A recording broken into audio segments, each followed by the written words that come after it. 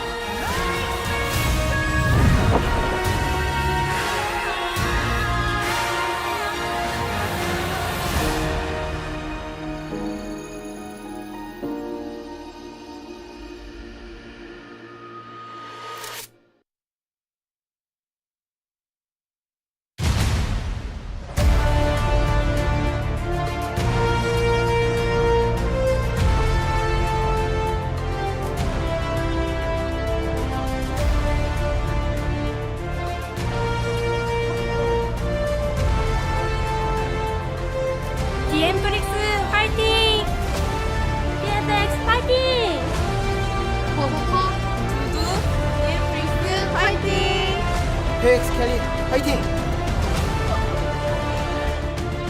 Hello and welcome back to the LCK. We're here on day number 2 of this week. We got our Rise group matchup here to start us off. DN Freaks up against BNK. I'm Valdez, looking very orange today, alongside of Ox, who's looking very blue. You got the blue shirt and the blue tie. How do you feel about that? Well, we did ascertain yesterday that blue is the Rise colors. Yes. And orange is a legend color. So well, that's why Max and I have this, and you guys have those. Yeah. How do you feel about that? Pretty good. You know, I feel like the Rise team's entertaining. We can definitely say after yesterday. You know, it may not be clean, it may not be crisp, but it's good fun. It was more entertaining yesterday. Will it be more entertaining today? I do wonder. I think that DNF specifically, they need to up their game, because as of right now, if you guys are unaware or you forgot, they only have one win, and that was against Nongshim in a very interesting match. They finally did get that win at least. They're not 0-18, but BNK definitely looking like the better team.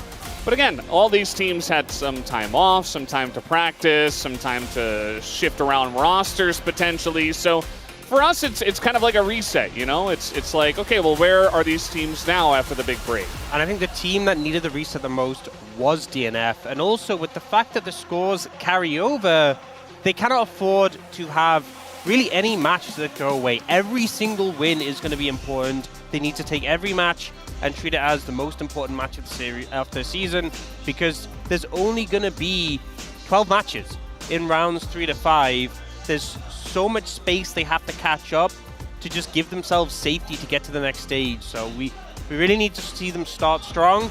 Even if they don't win today, we need to see a level of form that gives them confidence so they're going to start racking up some wins going forwards. Yeah, they definitely need the wins. Odin has been brought in as the head coach. He has taken on the challenge, he says. No team with this roster should be 1-17. As Clear and Fikla are back as starters, BNK did have several player swaps at the end of round 2. How will the two perform after the CL boot camp? I would say that generally CL boot camps don't work.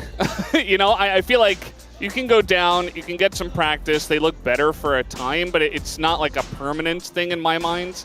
I think it does help for a little bit, but I am curious if permanently they can get their form to a higher level to help this team out. Yeah, I think it's just hard to say when we've had this time off. You know, it has been a pretty significant period, and as we kind of saw yesterday when we had that D+ series against Bro, you really don't know how the form is going to look after that much time. You really don't know what the teams have been doing with that time and how things are going to have shifted up. So if there is a time for DNF to have improved and to get a jump on their opposition, this is the best opportunity.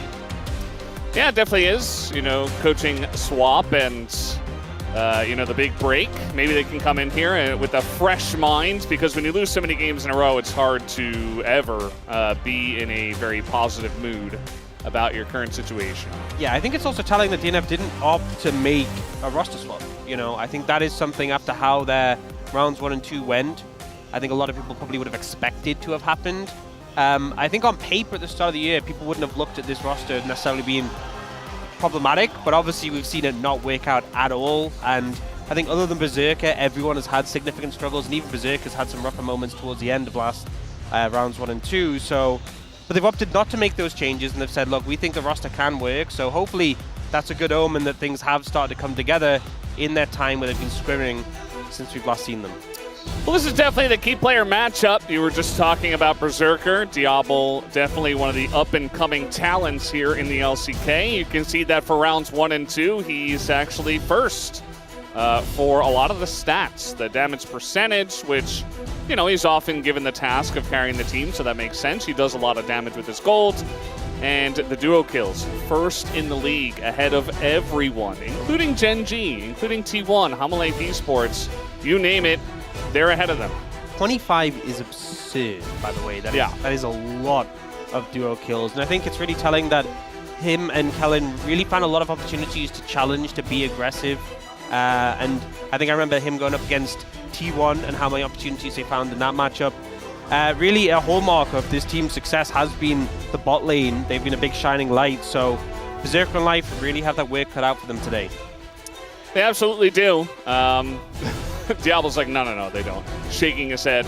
No, it's going to be fun. You know, it's great to be back at the LCK after our break, some internationals in between, to see some of the top teams going head-to-head. But coming right back to LCK, we go into Rise Group to see what the development is like, which is really the most exciting thing for me, you know, to watch some of the teams that haven't had a lot of success, to really see, you know, how are they playing as a team? What about individual players? Have they increased their potential and the way that they play? Always fun to watch as we're just going through all the matchups here. Bulldog feels like we had a lot of hype for him when he came up from Challengers, but never really met the Chronicler hype level. There were some moments, you know, when he was playing Tristana, and we were like, whoa, this guy's good. He's pulling out cool picks too. But unfortunately on this DNF roster, it does feel like a lot of the players are kind of suffering just based on the team situation. Yeah, I feel like there's a lot of players on this roster really where they've had their moments, and I think that's the thing that it's very easy to say about these players, is that everyone in DNF has had much higher highs in their career and has really shown level of play much higher than we've seen for them in rounds 1 and 2, which is why it has been such a big question mark and a frustration to see the overall level of play of the team, and underperformance pretty across the board. So we know these players are more capable. It's kind of been a less than the sum of their parts currently, and we're interested to see if they can sort of bring that together. I think Yoshik has been a very big underperformer, and you know, his form obviously did win Worlds. That was a huge upswing in form, but since then I think there's been some ups and downs, but definitely weakest we've seen from him for a long time has been this year. Well, DNF have side selection, and they will be selecting the blue side. That is the current meta, in case anyone was curious and didn't watch any of the international tournaments, but also on this patch. That is the way it goes, as it has gone for most of League of Legends history. Yeah, it's been a while since choosing red side was a priority. Yeah, you know, it would pop up here and there, but the time I remember it being like most dominant was when like Lethality Varus was really, really strong from red side. And that was like 2-3 years ago, I think. So yeah, it's not very common. See the bans coming out, very popular bans on red side are like Pantheon and Varus. Wow, what a surprise. This is kind of thing, you know, blue side has a lot more flexibility with what they want to ban. We have the Lucian taken away from Diablo, which is something he's lent towards. Nico taken away from Keln as well. That engage option with a lot of priority in lane. And then Xin Zhao denied from Raptor, so feel more targeted. And we'll see. I feel like the third ban, a bit more flexibility for BNK FearX if there's something they specifically want to deny away from DM Freaks. Azir did get buffed on this patch. It is open and available. But Talia also a big pick for Bulldog as well. And we know Vikla would love to get the Azir himself. We'll see if either of those mid laners going to look in. Yeah, maybe leave them both. As right at the last moment, we get the Poppy ban. Just getting a little worried as we had hit 0 seconds and the timer was ticking. Gwen picked up there for Dudu. Seen this pick do a lot of work when I can get going in the later stage of the game. We've seen a lot of answers though. Things like the Aurora in the top lane can obviously give it a hard time. Looks like they're going to lean to the Talia side of the matchup. So in rounds 1 and 2, we often saw the Talia taken and be favorable into the Azir. Internationally, we saw players being willing to take the Azir and be confident in that. So I imagine DM Freaks could do that, but instead they're going to go for the Nocturne Orianna combo. Really punishing into a mobile pick, so this Talia might end up feeling comfortable there, and I think Bulldog confident in the matchup, definitely a pick he's happy with. And a lot of backline threat immediately, and it makes me think, will they prioritize an AD carry here just to make sure they have something a little bit safe, and they opt not to, instead going for the Rumble, making sure that Clear has something where you can kind of put some pressure on the Gwen. Normally it's things like Rumble, like the Aurora that we see, and now going in the second rotation.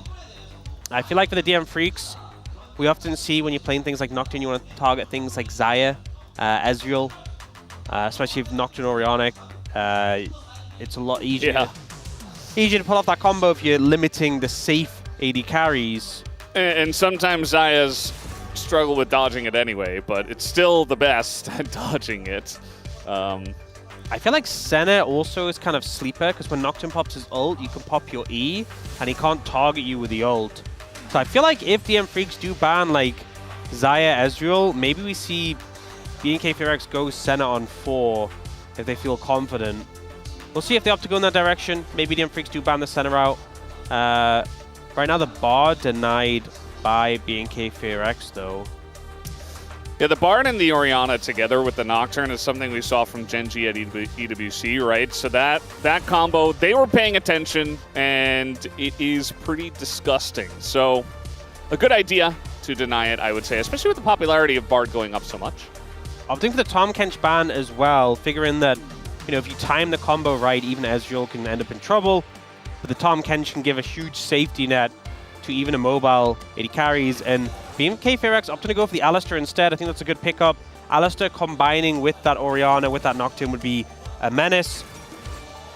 And DM Freaks go for Zeri Lulu, so you have a lot of follow through, you have strong scaling, and into the Alistar you have a pretty free lane. I feel like here you might just have to kind of go towards the Senna. I feel like if you go the Ezreal, it's going to have a bad time later on. They actually go for the Kai'Sa instead. I mean, you can build Zhonya's later on this to survive the combo. It does commit you to a more forward-focused dive composition. But they already have so much AP in their comp as well. Yeah, and people have been leaning more towards the AP composition. I feel like it does kind of put your composition on a bit of a timer into what DM Freaks have. But if you get the ball rolling early, you should just be able to take over the game. Yeah, I do feel like BNK did a lot of, we're going to focus on our composition, and you just do whatever you want over there. Because their comp, if you just look at their comp, it's amazing, right? Like, you have double CC for the Rumble, for the Kai'Sa setup, right? The dive. Talia Vi is incredible as a duo. So there's a lot of power, but it does feel like on the side of DNF, they also have a ton of power as well. Like, their dive composition, their ability to pick off some of these immobile carries like the Talia, like the Kai'Sa, who does have, you know, shielding and some mobility, but then you've got the Zeri in the late game. It just feels like they just kind of win when that happens. I'm just a bit concerned with the Zeri being picked into Vi Talia. Seems a bit dangerous. Also, you know, if Nocturne falls behind, if you're not the one who's able to always start the fights, there's a lot of vulnerable targets who can be aggressed on. You know, you have Vi, Alistar leading the charge. If one of them hits a combo, Orianna's vulnerable, Lulu's vulnerable, Zeri's vulnerable. I feel like, yeah, if we see this game go even and get to the later stages, DM Freaks should have a lot of confidence, but I'm not sure that BNK Fearx can let that happen. And Diablo's Kaisa is pretty insane. So that's another thing to think about. We might not even get to the late game. Let's hop into the Rift for game number 1.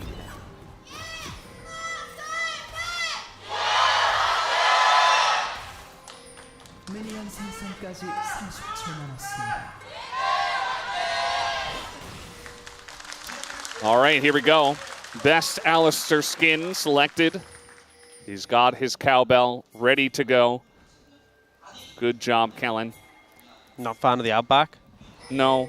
Oh. I just care about the cowbell, and that's about it. When it comes to Alistair, at least, you know. 미니언들이 생성되었습니다. I do think that at the end of round 2, Diablo was like miles ahead of Berserker in terms of ability. Yeah. I think that Berserker had to do a lot of work, a lot of scrims, a lot of solo queue to get up to the level that Diablo was at. I do wonder, that's why it was our key player matchup, because I do wonder, like, is this going to maintain itself? This idea that, okay, Diablo is probably one of our top 5 AD carries, which is kind of insane for a team that's in 7th place, up against Berserker, who unfortunately on DNF is down towards the bottom rungs. To be fair, I think it's really hard to look good as an AD carry in a team who are doing so bad, which is kind of credit to the moments when Berserker looked good. Like, if your whole team is, if you're losing every game, like, an AD carry is funneled resources by the team. If your team are just losing, you're never getting that much resources. You have no front line, you have no ability to deal damage, you just kind of die a lot of the time. Every AD carry player listening to this is like, yes. Ox knows because, well, he's a support player. I've played enough AD carry in my times. Enough Ziggs AD carry in your time. And some Sivir, you know, a little bit here and there. Natural, you know. True, true. But so far, Bulldog having a good time in the mid lane. Bot lane, understandably, having Cryo in this matchup against Alistair. Going to be a pretty chill lane for the Zeri and the Lulu. They're just doing a very good job of farming under the turret. Can sometimes be a little bit difficult at the very early stages for the Rumble, but he's doing just fine. Did look like Bulldog was doing a good job in mid against Vikla, who actually does have to TP back to the lane already. So that's going to be TP down here for the BNK mid laner. Yeah, just pick up the tier. It's not the worst timing for a reset for the Talia, but just getting harassed out pretty aggressively by this Orianna.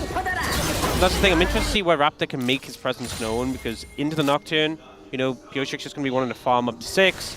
That's the game plan. If Raptor can get something done before that, which he absolutely has the potential to do on this Vi, then definitely can snowball things in their favor. Raptor going to get the scuttle. Looks like that is going to be spotted. We saw a ping come out from Life, so they know this is happening. And so just a trade of scuttles, whereas Raptor, they know he's down on the bottom side of the map, but they are still pretty far up the lane, as now looking to close in. Berserker and Life know now that they are in trouble, as they're going to go onto the Lulu, actually. Looks like Diablo was kind of calling off the play anyway, as they had gotten enough space, but it's still the flash and the heal out of Berserker and Life. I think all things considered, for DNF, that's as good as it's going to get. With how overextended they were in that situation, with the fact that Raptor wrapped around, only burning the flash on Zeri and the heal on the Lulu, I don't think it gets much better on that. And, you know, often you think that, like, burning the flash on the AD carry is worse than the support, but because Zeri is so mobile, this probably fares better. Zeri has better chances of making it out of a future gank than the Lulu does. So I think ultimately, the fact that they didn't die there, the fact that Lulu still has the flash, I think DNF played that about as well as they could, given the situation. Yeah, they were pretty far up, but they made their way out, as Diablo and Kellen maybe a little bit too far away. They weren't quite able to close the gap very quickly, so... It's one of those difficult situations where if they start moving too soon, they give away that the gang's coming. Yeah. But if they don't move soon enough, then they're not in position to immediately follow up. And they were wary of the fact that maybe Pioshik could turn up if they overcommit. Maybe they could get caught out. Nice little steal coming in there from Pioshik. Yeah, gonna accelerate him just a little bit. Level 6, very important for both of these junglers. So any amount that Pyosik can get ahead is going to feel nice and help him for his first gank, which you would expect to be on to Vikla. You know, it is Orianna and Nocturne. But Vikla has held on to his flash. There hasn't been a lot of pressure there. Yeah, I think as you've got a Lulu support, so not a lot of roaming there. The only thing with ganking Talia is the lane's so short. You know, even though it's effective, if you don't necessarily have the damage yet, it can be kind of hard to 100-0. And if Vikla just flashes up to the combo, if he's not that deep in the lane, it can be a bit tricky. So we'll see where the angle is for Pyosik with that first ultimate once he gets it available. I will say, you know, even though I said Berserk, obviously only his flash being burned is a pretty good outcome for DNF. I want to see BNK look to capitalize on that, look to punish that, especially if Raptor does get that ult available. If they see a window to capitalize on the Zeri, they should absolutely take it. Pyosik, very aggressive banana brush control coming in here. He's going to hold on to his control ward as well. But now we got Rumble coming up the river, and here's a wall straight onto life. But there's the polymorph as well. Couple of flashes as Vikla's like, well, I got to get on the right side. And Pyosik says, well, so do I. And they both just kind of avoid the fight entirely. As now it is going to be the Scuttle Crab going over to Raptor. Felt like a bit of a panicked flash from Vikla there. The polymorph obviously caught him off guard, and now that Talia a lot more vulnerable than he was before, so potentially the opportunity for Pyosik and Bulldog to punish Vikla. Pyosik just hit level 6. Was watching those XP bars. So did Raptor actually as he finishes off. Looks like the blue buff at this timing. Going straight into the Gromp. So both of our junglers going to be looking for making a play with their ultimate abilities at this point in time, but no real lane available at the moment. That's the only thing with Pyosik now having been his flash. If Raptor's there when the Nocturne goes in for the ult, the counter punch is available. You know, if an overcommit comes in, you ult Pyosik on the turnaround, could be disaster for DNF. Yeah, got to be very careful. You got to pick and choose your places. I think it deserves mention that DNF was part of some of our slowest games here at the LCK, and also some of our lowest kill games for the 2025 LCK. Actually tied, the other team is Bro, for the 2 games. As now we got the Orianna in a lot of trouble. Bulldog is going to flash away as they don't quite set up the play on time, and Bulldog gets away. Yeah, that was a very uncharacteristic misplay from Kellen, who Alistair's normally one of his best champions, and he just completely whiffed the combo. It looked like he was in range to headbutt, so I don't know if he just didn't press it or what happened there, but either way, just slammed the ground, and I think that should have just been a kill, if I'm being real. So a big misplay comes out, and as a result, we're going to see DNF able to pick up all, not all 3, just 2 grubs, but still a big advantage there. Now Vikla. This little face check gets polymorphed, and now he doesn't have his flash. Remember, he flashed earlier. Nocturne comes in. Pyosik picks up first blood on the top side of the map. As Pyosik says, thank you very much. I'll take that kill. Super easy pickup there, and Pyosik gets a stack for his Ultima Hunter, so he's happy on the back of that. And much easier setup, I feel. You know, Lulu not a champion you typically feel like is going to set up kills like that, but Vikla kind of just walks into the enemy bot lane, and DNF happy to take that one. Yeah. The Lulu CC and the ward coverage, very good from DNF. Yeah, the slow comes through, and then Berserker, it's a good knockback, honestly, from Vikla there, but there is nothing you can do about the Nocturne following up on the back end, and with no flash, you are just dead. Yeah. That's the thing about the Nocturne. Doesn't really care about the Vi, doesn't really care about the Talia, doesn't really care about the Alistair on his first initial go. So that damage is going to hit, and if he gets a spell shield on a good CC, then he can do even more. So especially into the Talia, and Vikla being alone, not going to feel good. But BNK, at least they're going to get this Dragon. Feels like a little bit of a consolation prize, as they only got 1 grub, and Zeri got a plate in top lane. So you know, the gold going heavily into DNF's pockets, and it's going on the people that you want it to go over towards.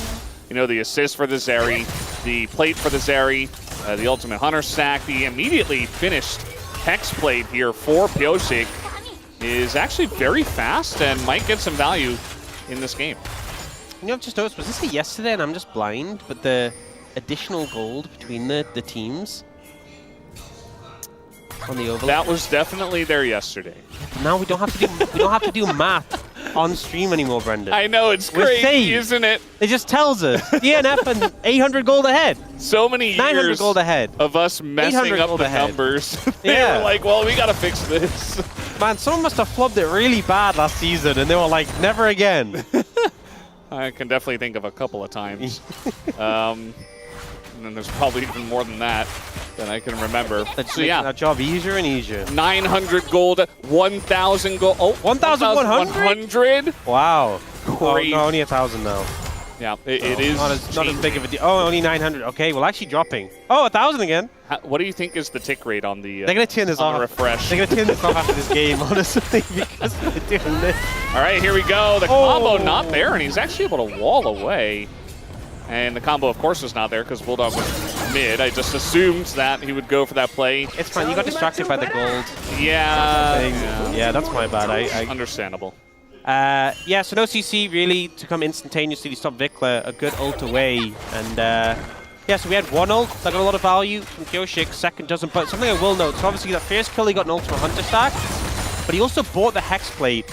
So look how quickly his ult is taken away. And considering this is a rank 1 ult, it's not going to be down for long. We got a fight in bottom lane. A lot of needles going into clear, but now Kellen is here.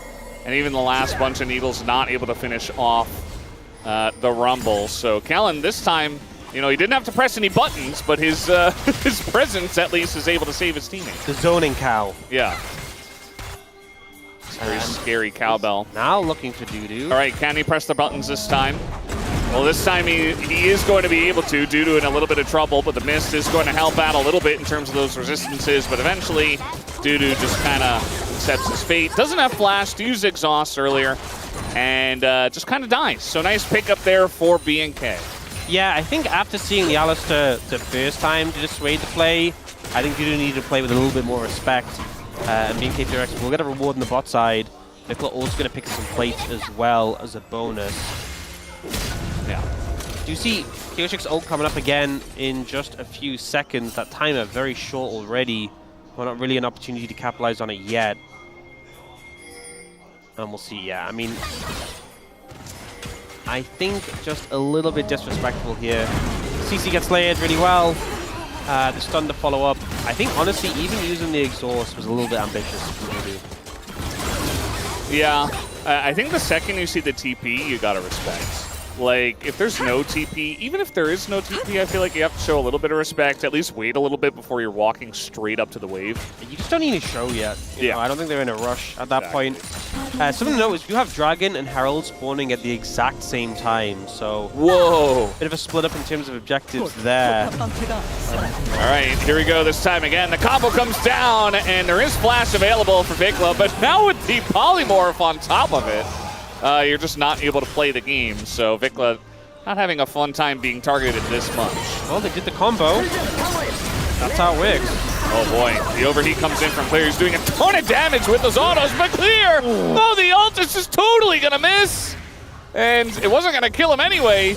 Kind of came out as, I don't know, desperation. Looked kind of weird, but he got away at least.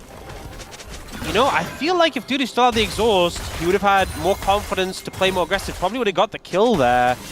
But yeah, Clear, don't think he played that one really optimally. I think he just thought he had it in the bag and then kind of panicked on the back end. Threw his ult down a little bit skew, and here, yeah, this is the low counterplay combo. Yeah. Clear doesn't even waste his flash, which is the right call, but it just kind of shows how pointless it is. I guess maybe right after the Orianna ult, he could have flashed, but as you mentioned, there's no point at that point. No more clearing wards solo. Vikla, I think that's like off the cards, especially with Nocturne, his ult combo, his cooldown rather, this low. You just have to respect as well. Like, you just can't be alone in there killing a ward in the tri-brush. You're just gonna die. So. I mean, we just saw him ult. We have the replay. And look, it's about to come up again. Yeah. It's kind of crazy. So this is like the solo queue Nocturne. It's really fun.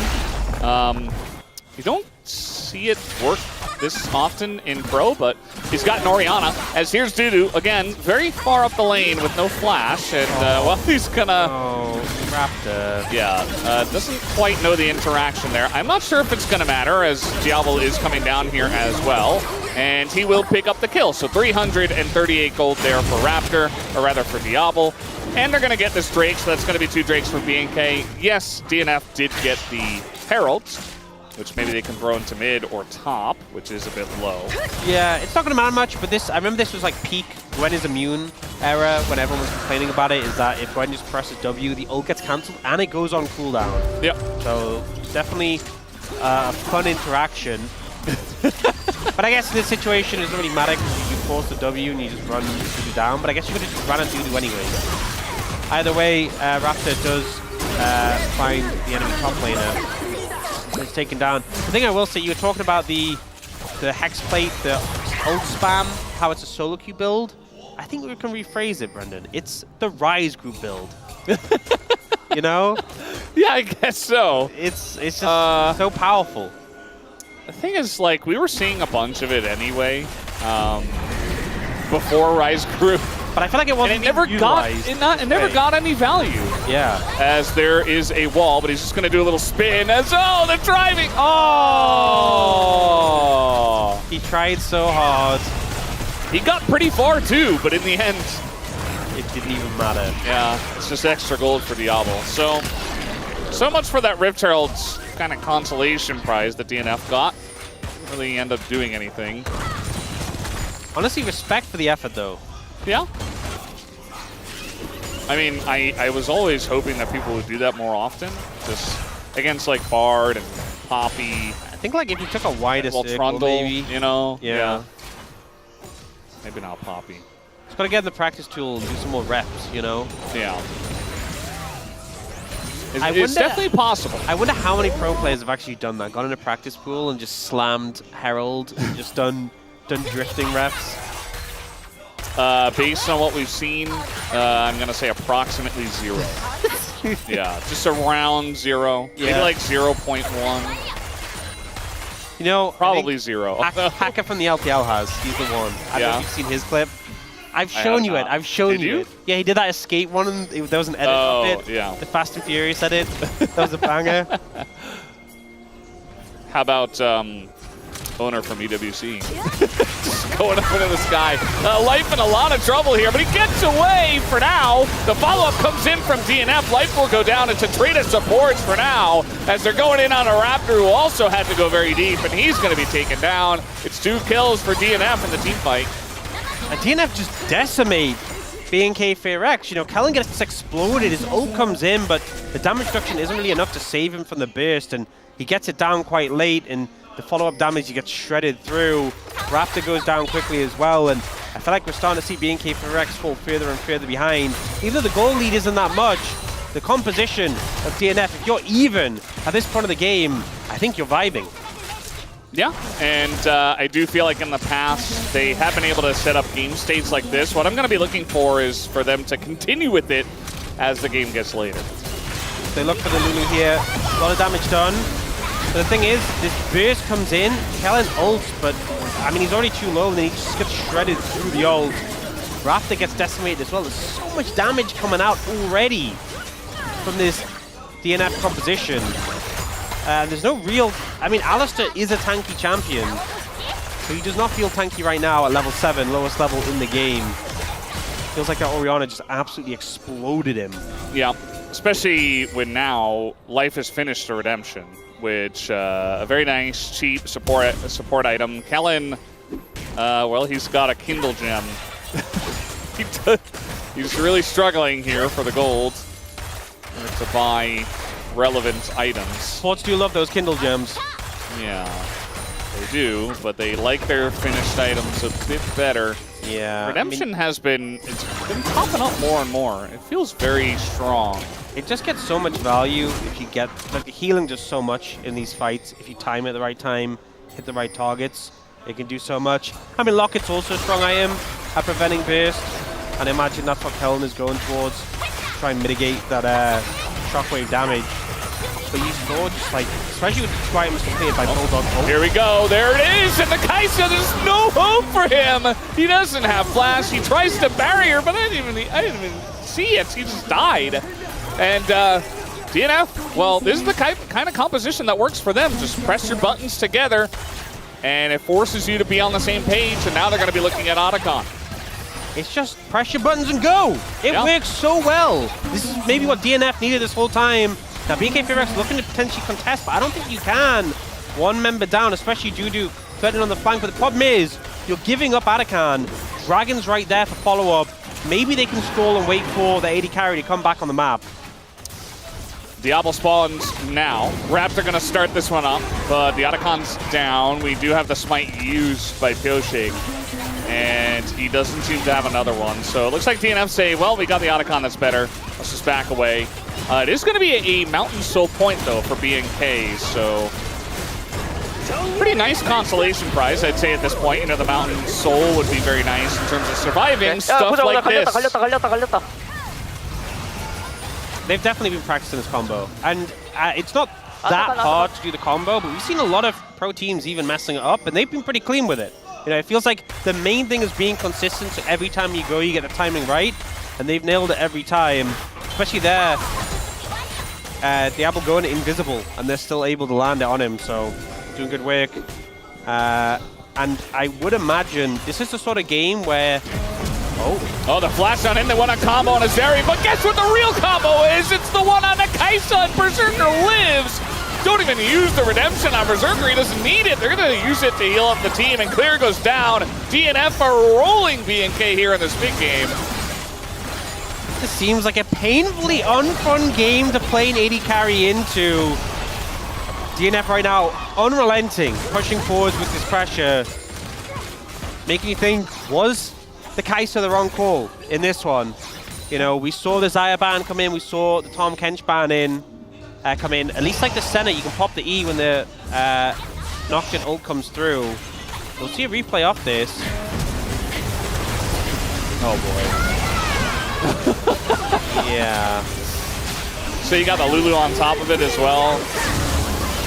It's never getting away. I think it's just also, look, it's a low counterplay combo from DNF, but I'm going to be honest, that was not the correct approach to the fight. You popped your E, you ran out, and you went, hey, I'm over here. Hey, look at me, Nocturne and Lulu that I'm running into. Not the approach that is going to allow you to live a lengthy life. Yeah. It's very true. Also, the focus in the fight from BNK was all over the place. They wanted to turn on the Berserker, who, by the way, still has Flash after that fight. Vikla flashed in to follow up onto the Zeri, and then they just lost their Kaisa, and they're like, oh. Even if they killed Zeri, I think they lose the fight. It didn't really matter at all. Yeah, I mean, they do have to try something, but it is feeling... I mean, they have 3 dragons. That's the only consolation prize at the moment. Mountain Soul would help, but I'm not sure it'd save them right now. The gold lead isn't crazy, but it just feels like compositioning in these later fights feels so rough for them. And it's not really going to get better. Yeah. Also, the Nocturne is so gigantic. He's just so fed. It's incredible. And I kind of like that Bulldog win for Zhonya second, because one of the ways you lose from this far ahead is you get Ahri, or not Ahri, Talia Vi comboed, and you just die immediately. And they already have a lot of damage in this comp with everybody else. So he's like, well, as long as I live, I think it's okay. That's the thing. If BNK4X are instead the ones ahead of the curve, you could see a scenario where Clear and Vikla have Zhonya's, maybe even Diablo has Zhonya's as well. And the Nocturne's not 4-0, he's not one-shotting people with the help of Orianna. That's when you can see the composition have struggles for DNF. But in this situation, I mean, the combo's just exploding immediately. And, you know, you have a broken Seeker's Arm Guard and Clear, and that's it. You don't have the defensive tools. You don't have the luxury to buy those defensive tools. And the fight opens with one person being eliminated. You're basically playing a 5v4 while you're behind in goal. Yeah. It's not an easy spot here for BNK. You see that DNF are going to go for a reset with Baron spawning in 4, but importantly, the Mountain Soul potential for BNK here in a minute. So A lot of big objectives. Got to go back, spend that gold, and be ready for this one. Looks like Piosik's going to stay on the map, though. He wants to get the Scuttle Crab, it looks like, which will get some vision around Baron. I don't think there's any world in which BNK can rush a Baron unless like DNF totally mess up and like all 5 members are on the bottom side of the map or something. So, oh man, just seen the shield safe. bow picked up for Berserker. I think he just got a Nash's Tooth, so I think this is when it feels really frustrating when you get like more defensive leaning items, like you said with the Zhonya's for Bulldog, and now like they're still going to do enough damage. They know they have enough damage. They're leading defensive because it just limits the options for BNK Fear X. And we now have a Terminus on the Kai'Sa, which I don't think feels very good. You know, the Kraken Slayer did get buffed this patch, and they obviously want a bit more AD from the Kai'Sa, but I feel like the problem is you kind of want to Zhonya sooner rather than later on this pick, otherwise you just, like, what does your damage matter if you're just dying immediately? Yeah. Okay, well, they're going to go in this time. The combo utilized on a Bulldog, but it's the one guy who has Zhonya's, and he just lives immediately. So much damage on a Pyosik, though. He will go down.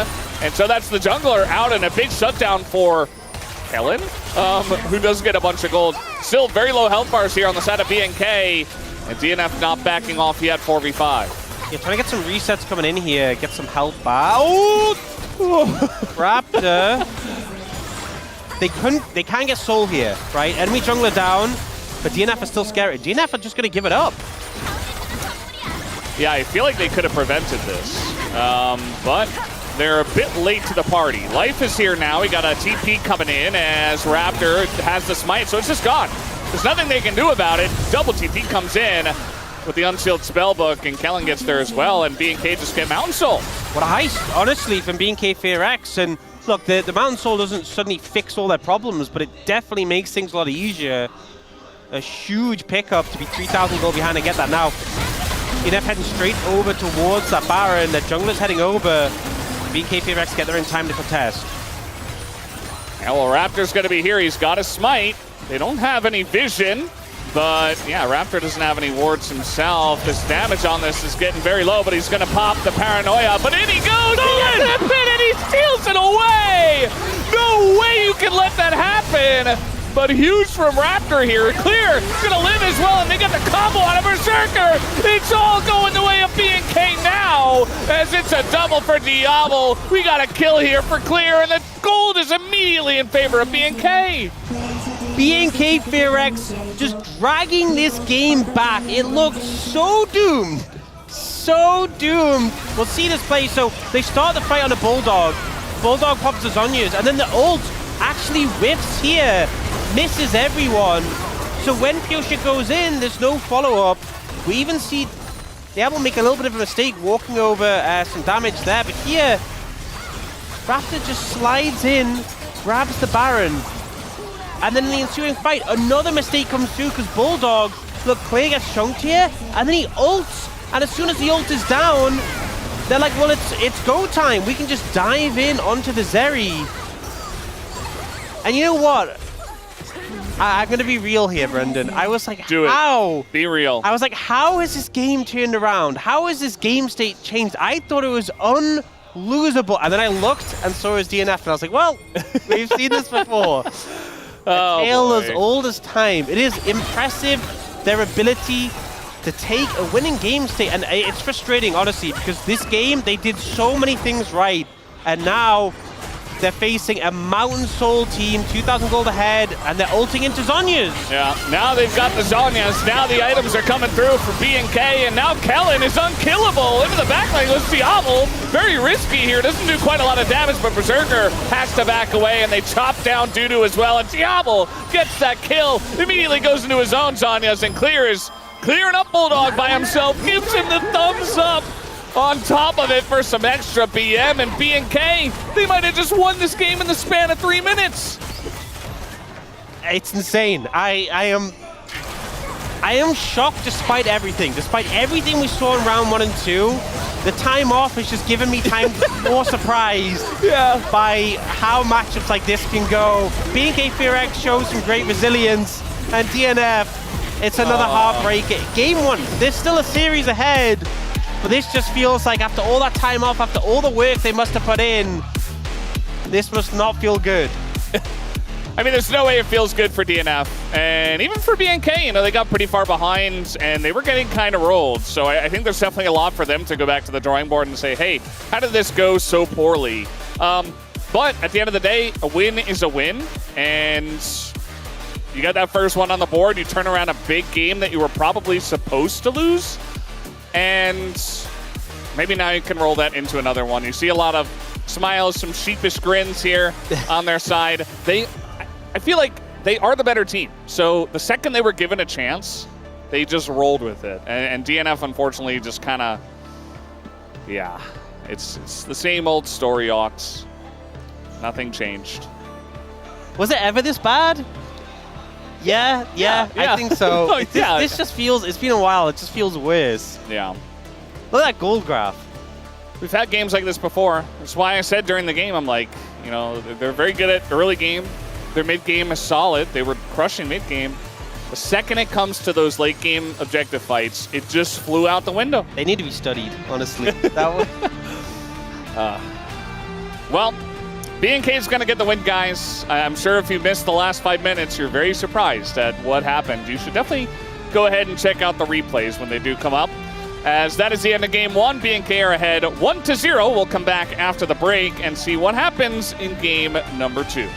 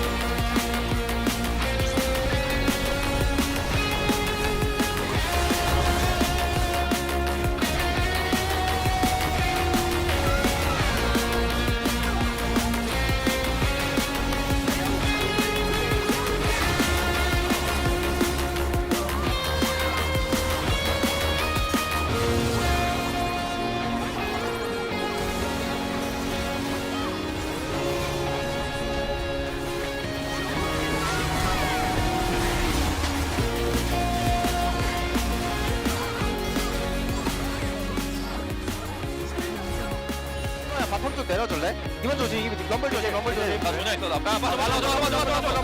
빨았어. 앉아. 불다동. 해볼게. 네, 나 그냥 넣어. 아줄게. 안 내봐. 한샷 되냐 봐. 더비네. 데리고. 더비. 얘들아, 이거 미드 타워로 가볼래? 나이스. 뭐야, 기약이었네? 럼블 조심해, 이거. 아, 내가 이겼어. 뭐야, 잡아. 나이스. 잡아야 돼.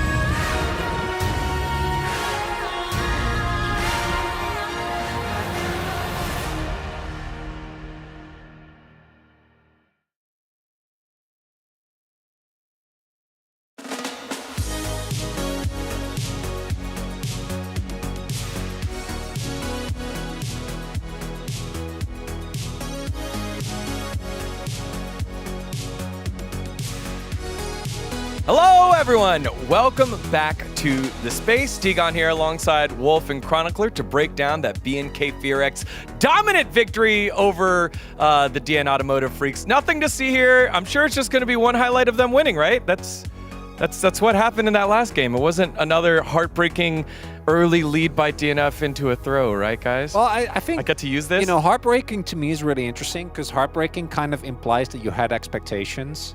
And I don't think that should apply here. Yeah, I was just going to say the same thing. Like, if your heart is broken, it means you had to believe that they were going to get it done, which Chronicler and I were very skeptical throughout the mid-game there.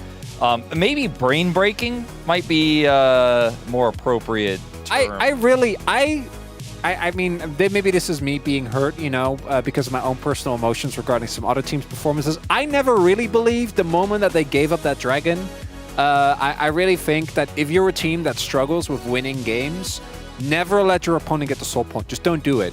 I want to hammer this home, especially for any Rise group. And I'm going to keep going back to this. Never give soul point. You don't have the ways of dealing with this. Your cross-map trades aren't good enough. Just don't do it. Yeah, but look at this. Look at these combos. They did the Orianna. Yeah, they did have the combo. We have proof and evidence of it. I mean, Chronicler and I both like the draft with DNF, especially because it's just so easy. It's so easy. Like, you have the Zeri to follow up. It's just, like, actually free. If anyone's out of position, you just win, right? You get a pick, you get a kill. In team fights, you can outscale because you have the Zeri. The Kai'Sa isn't going to be able to match your damage. Look at this. It's just so simple, right? DNF winning! But what happens after this is they end up taking Otacon instead of the Dragon, which made Chronicler very mad and was a big problem. Because we need to keep reiterating this. You cannot give soul, okay? It blows my mind how often this happens, because what happens here is you need to fight this, right? You don't really have a choice, but because your objective setup isn't good, you're the one actually walking into River Lane, which means that if you use your combo defensively, it just never is really going to do anything. And even though there's a lot of misexecution here, it's still a win in the fight for BNK, which means that who cares that they lost Otacon? Because they get Mountain Sword. You're a shotgun comp and you lose a Mountain... I also think that the way that fight went for DNF was pretty disastrous. Like, Berserker has a really nicely timed Zhonya's, but Berserker is zoned out by the Weaver's Wall, can't follow up on anything, so it doesn't really get anything out of the time buy there. So even though it's a trade, it's favorable for DNF because they have the TP, right? They could take this dragon. There's no jungler on the side of DNF, so they can kind of just only walk over here and watch it taken before their eyes. That's Mountain Soul. And then things just get worse from here. And then I think this is when we start to see the panic from DNF, the shot calling issues that plague them throughout the entire combo first half doesn't work of the year. anymore, guys. It doesn't work. You can't blow up those targets anymore. You can't win the fight instantly. And we were both watching this game saying, how are they going to throw? How are they going to lose from here? Because we didn't trust. Frankly, we just did not trust. Yeah, they tried to fight them not in mid lane, and that's what happened. This call as well is just insanely greedy, but you've got to try something, I suppose. But I think the way they did this was just setting up BNK for success. The fact that this does come down to a 50-50 is just... They were in a commanding lead in this game. Right, and like the moment I think this Baron call, even though it ended the game, this was actually fine. Like, try to go for the flip. You need to get something done and try to win in the Baron push, and then hope that the Baron is enough to win you the game before Soul kicks in. But I am going to keep going back to the decision to go for Otacon, not for Soul Point. Denying Soul Point, I think would have won in this game. I actually think that we did see their use of the combo was good. It just, when they did it, just didn't really hit the mark. If they did that, because in those two examples, just before Drake hits, I think they win this game. They also had in that pit, like they had the rocks down to try to block the mistimed. They tried to use the extendo beam from Zeri to time with a smite, mistimed. Like they had the tools, they had the pieces to try to get the secure there. It's just everything is a little bit off and you end up losing that 50-50. You use so many tools to try to secure, you're going to lose the follow-up fight, you're going to lose the game. Yeah, between the first highlight we showed and then the Soul, they had opportunity to play for Vision down in front of the Drake. Instead, they kept going mid lane and hoping that BNK FearX would be in mid lane so they could do the combo that they've done so well. And it just didn't quite work out. And yes, I was one of those guys thinking maybe something changed. Maybe Berserker would be able to carry here. It was a good draft for him. Like, they had the tools. I really do think this was a winnable game. If they made their decisions a little bit better and a little bit faster, I think in this game, just like we've seen so many games where the early to mid game is fine for DNF, the late game falls apart, it's definitely winnable. It's a draft that's good for Berserker. It's easy to execute. It's not hard. But you still have to make the right calls. And the reason why I think we look at it from this angle is because you can remember the Alistair messing up the combo when Raptor was having a heck of a game. You can remember Diablo dashing through rocks that were already laid down. There were a lot of mistakes that BNK FearX made. However, they weren't macro mistakes. Yeah, the tragedy with this DNF roster is just knowing that Pioshik was part of the greatest Cinderella story in League ever. Life 2021 was a single game away, by the way, from making it to a World's Finals, right? Like, that's a World semi-finalist, but you're just not seeing it in the shot calling in particular. And this is the reason why DNF is where they are. It's not like they never have good laning phases. They need to actually win games. And the easiest way to do that, I think, is just try and make a better decision when you pick your fights. Remember, all the matches matter here. They need to get themselves out of last place. They got to get to 8th place here in total, and they need to do so right now. 1-0 for BNK FearX. Will it be a closeout for 2-0? Let's find out as we send it back on over to Valdez and Ox. Thank you guys for that wonderful breakdown. That's really essentially what we were talking about as well. Definitely very unfortunate for DNF, but there's still work to be done. Apparently these are Kartrider Pro players. So welcome down to the studio. It's Neil. So you guys might know him.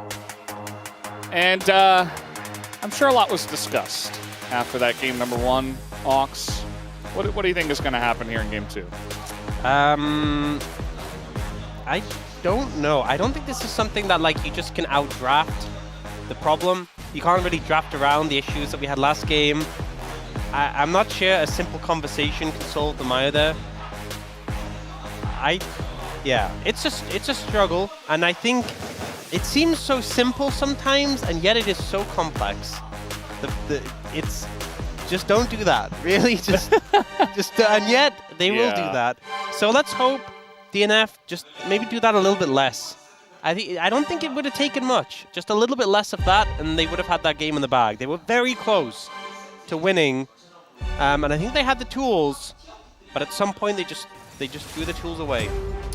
Yeah, I mean, like our spacers said, it's pretty easy to play composition, and I just wonder what they can get from this draft that will also be easy to play, because that's where they do look the best. I mean, it's not very surprising. That's the worry for me, is that like that was a game where a lot went right for a long time, and I'm worried now what's going to happen if it doesn't go all right in the early game. You know, maybe BNK FearX iterate a bit better in the early stages. And what's weird to me is the bans have changed quite substantially. We've seen this Azir ban come through from BNK FearX, and now the Varus ban from DM Freaks. Why they're banning Varus on blue side, I don't know. I would have personally picked Varus. Yeah. But they must have another plan. Azir has been banned away. We do see that the Poppy that was banned before has been left open and available. Xin Zhao that was banned before has been left open and available.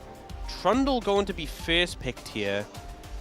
Obviously feeling a lot of confidence in this pick with the pool of picks that are left open. Yeah, I do think that Trundle comps are definitely more difficult to play. Annie, something that's relatively easy. It's a very nice go button. It's something that Vikla has played a decent amount. What are we going to see in the jungle alongside of it? Xin Zhao available, but often Trundle picked into Xin Zhao, so maybe thinking about something else. I like the Wukong. I think you can play around. You have that bit of mobility, so you're not always just immediately shut down by the pillar. And a lot of threat.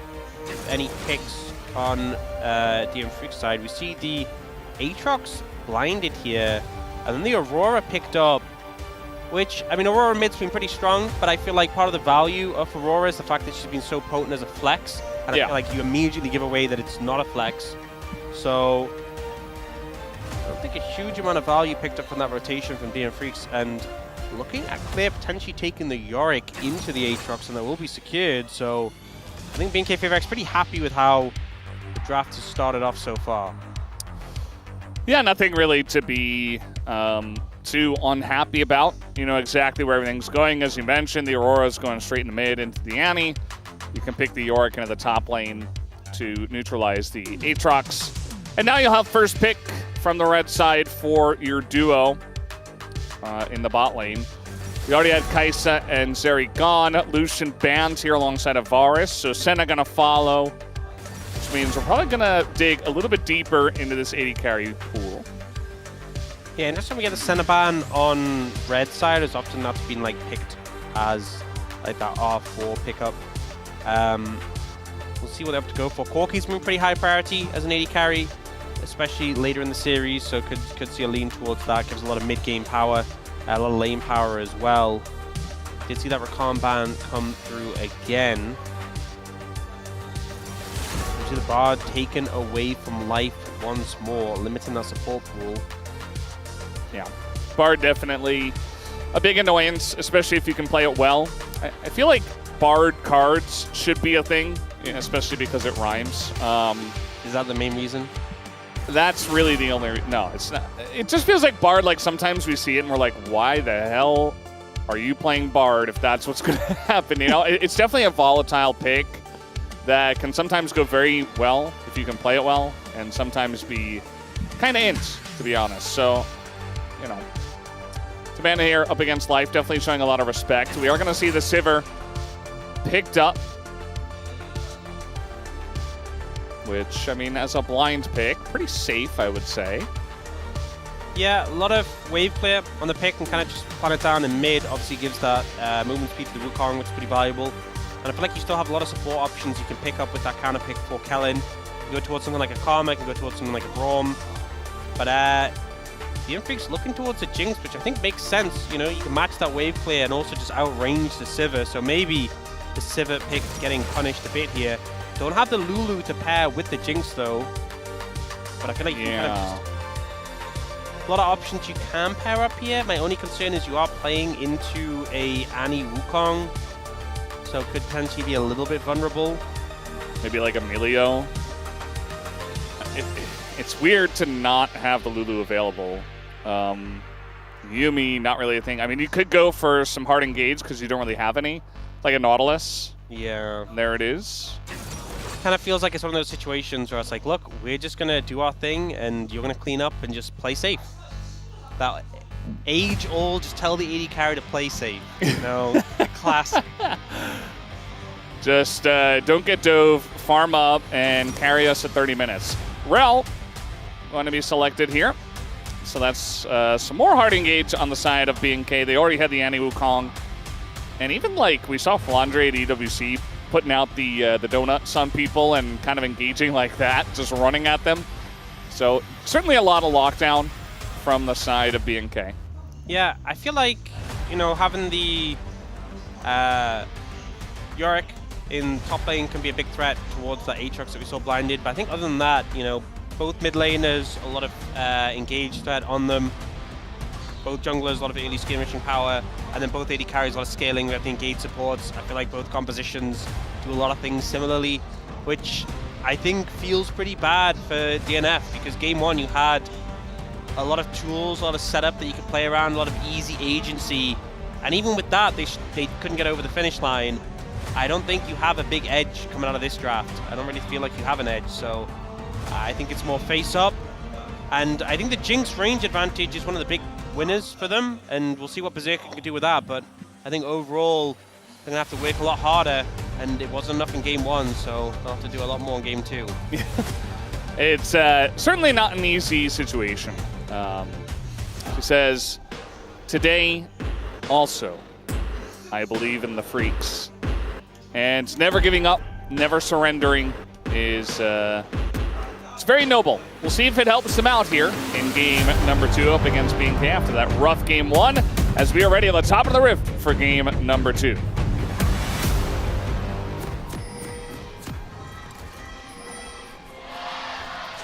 미니언 생성까지 30초 남았습니다.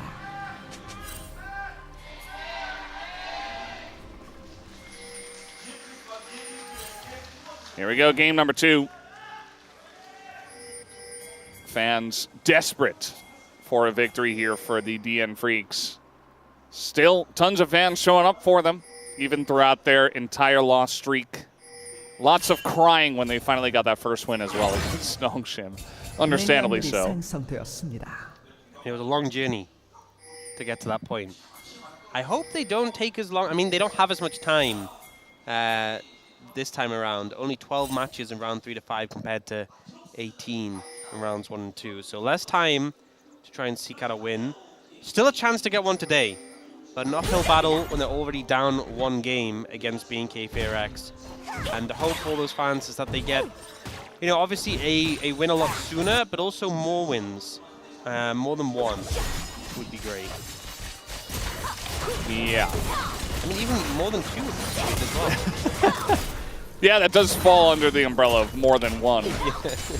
So I think you were correct. A lot of fighting here, a lot of skirmishing in the bottom lane.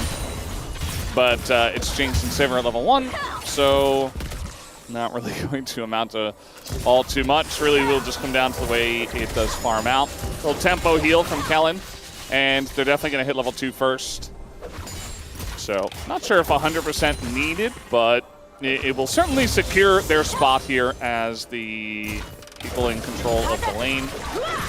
Nice amount of poke coming in onto Berserker as well. You know what, here's the pitch, right? Because I know Atlas would love this. They should add Hex Heal to the game. In your heal, and then you can like channel heal over like 10 seconds. That'd be really broken. But it's just like, you know how you encourage people to use it early, so you're not... Yeah. I feel like there's a way. Maybe like Hex Ghost, you know? If you stand still for like 4 seconds or something, you get a ghost. Yeah, you have to hold it for the whole time. Every summoner has like a Hex version. Yeah, I mean... No, some of those would be really broken, like Hex Teleport. That is not one that will allow. We can just keep that one out. Wait, Hex Teleport, it just takes so long, but it just walks? It gets you like 5 seconds faster. No, it doesn't get you faster at all. It's just you can't be bothered, you know?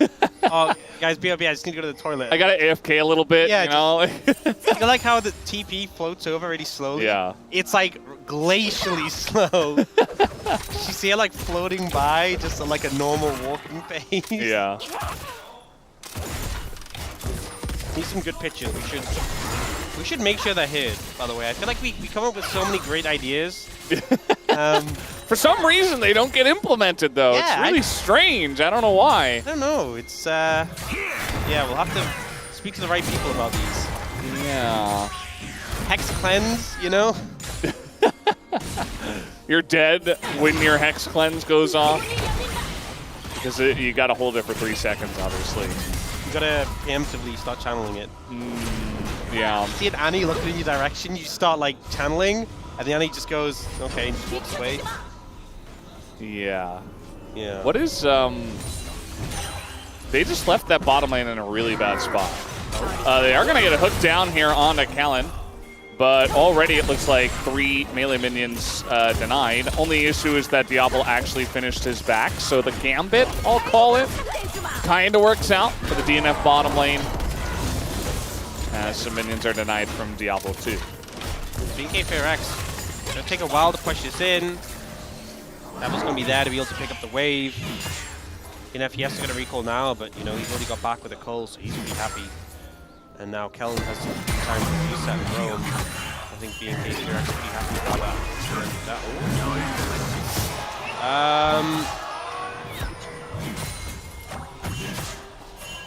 Yeah, a bit of an issue, Ox. Yeah. Not really sure how that managed to happen, but Tudu is doing a great job here in the lane. A lot of confidence in this Aatrox stick, it would seem. And I do feel like at level 6, things get a lot trickier for the Aatrox. But right now, he's having a great time. Yeah, he's having a lot of fun. Diablo, quite the opposite here, as he's being bullied by a Trundle, has to flash away from Pyosik, who is now going to start up this dragon. Not sure what Diablo was going for in the river there, but that pillar placement was pretty pristine. Yeah, Life in a bit of trouble. I'm not sure if they quite have the damage to take him out, but that big chunk means that Pyosik has to peel off of the dragon, which he's probably not too happy about. All right, the flash comes in, and you're not getting away from this one, although he is. He's able to just hop away, as now Life is down here with Pyosik trying to come in for the counter gank. They do have their flashes available, but the long chase is coming in. Life gonna flash over the wall, but immediately Kellen goes over and is going to land that stun, the hook goes into Kellen, but I think Aftershock not going to save you here. First blood given over to Raptor, who is enjoying a very fun jungle so far this game. BNK Fearex really wanted first blood. All right, trying to get a bit more here, but that's Ghost on the Jinx, and now Kellen is just dead here. There's nowhere for him to go. He doesn't have his flash, and Berserker's just going to be given a kill. Get really nice and excited. So that's a kill on the Jinx. Probably shouldn't have happened. Nice positioning from Pyoshik. And just very over-aggressive, I feel like, from BNK Fearex. Like, they got that first kill into life, but they invested so many summoners across the map. Everyone burned flash apart from Clear. Speaking of Clear, he now has the Maiden and feels a lot better about this matchup. Yeah. Able to drain out the Aatrox a good amount with that Sheen available. Life is heading over, though. But Yorick's one of these champions where Nautilus just doesn't have a lot of fun, because with all the ghouls and the Maiden, it's pretty hard to hit your affinities. And the Ghoulie Wall. Don't forget. Yeah, the Ghoulie Wall. Problematic for a Nautilus. Yeah. Little swap coming on in. As Life is hanging around in the top lane. You see the back here from Berserker. Vikla will just come in top and push his wave out. Yeah, like Vikla been his flash and just got Bulldog gold. You know, we saw so many summoners bin across the board for BNK Fearex. You know, significant gain. And I just wonder if we're going to see these capitalized on by DNF, especially when you have like a Trundle, where that pillar just kind of is a death sentence if you're in a wrong position. Yeah, it feels like they should be able to find it, and you remember from game number 1, Vikla got bullied a lot in the top lane, died twice to the Nocturne. Obviously that was a bit easier of a setup, but he's down his flash. You've got Trundle. You could try to set something up there, but looks like BNK is ahead of the play, expecting it. They've got their jungle and support on in as the pillar comes down, the subjugation as well. And still Raptor goes in after that first kill, feeling pretty fed, but they're going very deep for this one. Life might go down, yes he does, but now Kellen in a rough spot. Might get this Jinx excited, but no, he barely gets away. And finally Bulldog does get away himself. Berserker gets the kill, but BNK say, well, that's enough. I think we've gone deep enough. And it's just a trade 1-for-1. And I just feel like DNF not ready for the fight, don't have their members in position. The fight gets started by BNK Fearex. They managed to chunk out the front line really early on, but aren't able to follow through on the back end, aren't able to get more than that one kill. We'll see here, like, so much damage is done in the offset. Both of these frontliners are chunked so heavily, even with the subjugation, that by the time Berserker and Bulldog turn up, like, imagine if Jinx was here with more mana and Bulldog was there earlier, I feel like this fight could have gone so much more in favor of DNF with the summoner advantage than just being a 1-for-1. Yeah. But in the end, it is a 1-for-1. There's going to be 2 grubs for BNK Fearex, though. Yes, 2 grubs. I feel like DNF, they should definitely use BNK's propensity to just send it over and over to their advantage. You say, okay, you want to send it, we'll be ready for it. And I feel like you always got to be ready for BNK to send it and just do crazy things and trade really overly aggressive fights, as they kind of did there. See, Vikla seems to be fine down on the bottom side. 2 kills for Berserker, but certainly a lot of threats on the side of BNK that can shut down the Jinx, and not all that much protection for Berserker, as now trying to get in onto Vikla, but he just uses his Molten Shield to get that speed boost and runs away. Yeah, that feels kind of bad. I'm not looking for a dive on a Bulldog. No ult for Bulldog or Flash. Now, flash on in here for Kellen. It's pretty elementary for him. And now they're going to try to do the same here to Vikla. Nice hook and even a little assist for the Jinx. And the kill will go over to Pyoshik. So a trade of dives and a nice cross map here for DNF. Both of those dives looked almost comically easy. No real challenge from either side. Just pick up the kills. And now damage being done to these structures. A lot of plates available. We do see DNF move away, though, after taking 3 down here. I guess maybe the fortification is ramped up a good amount, but this Yorick Wukong combo, they can just take this whole tower. This tower was basically full of walls.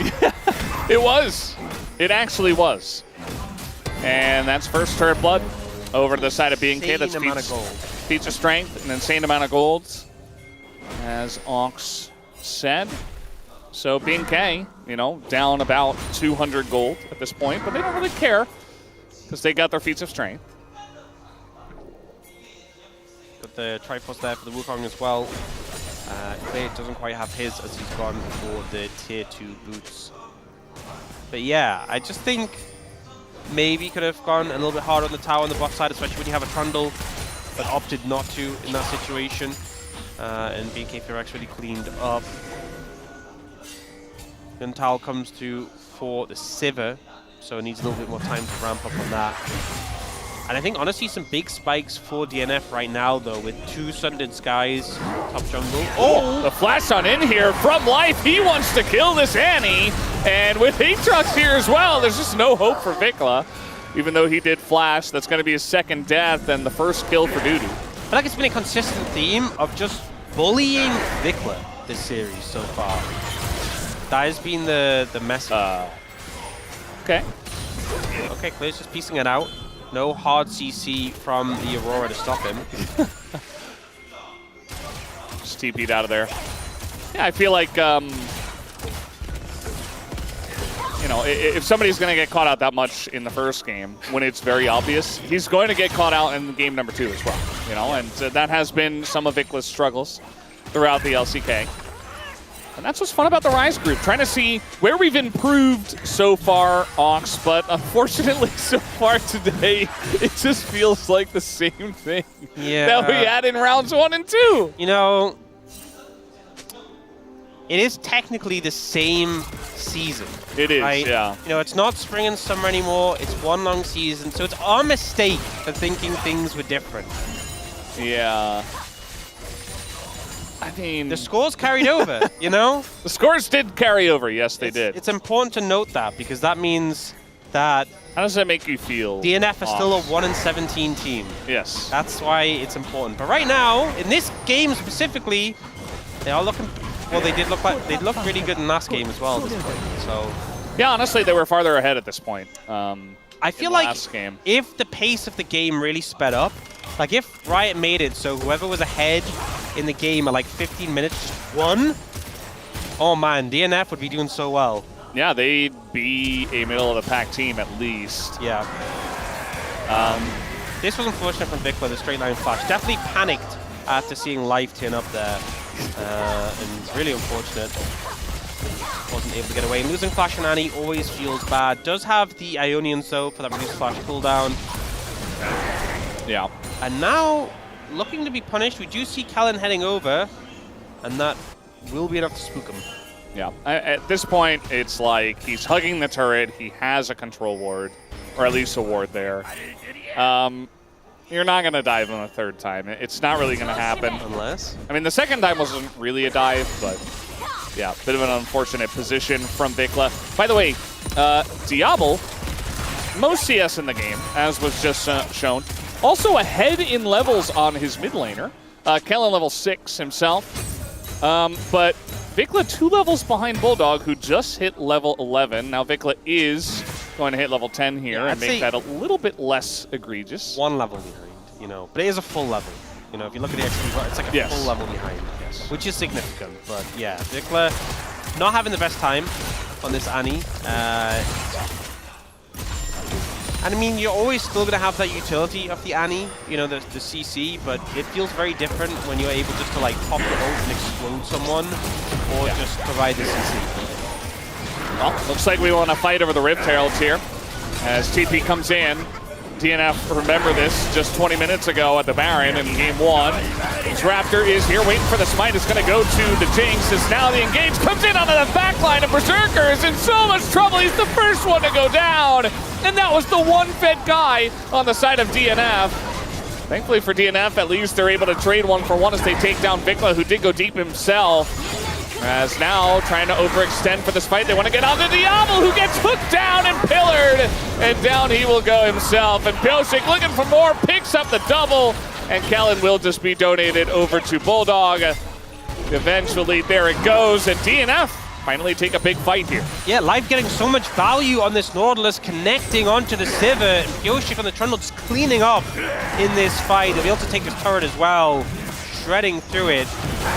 We'll see the replay here. So initially, see this very aggressive dive onto the Jinx here. Also catches the Aurora in it, but we see the turnaround just kind of explodes Vikla.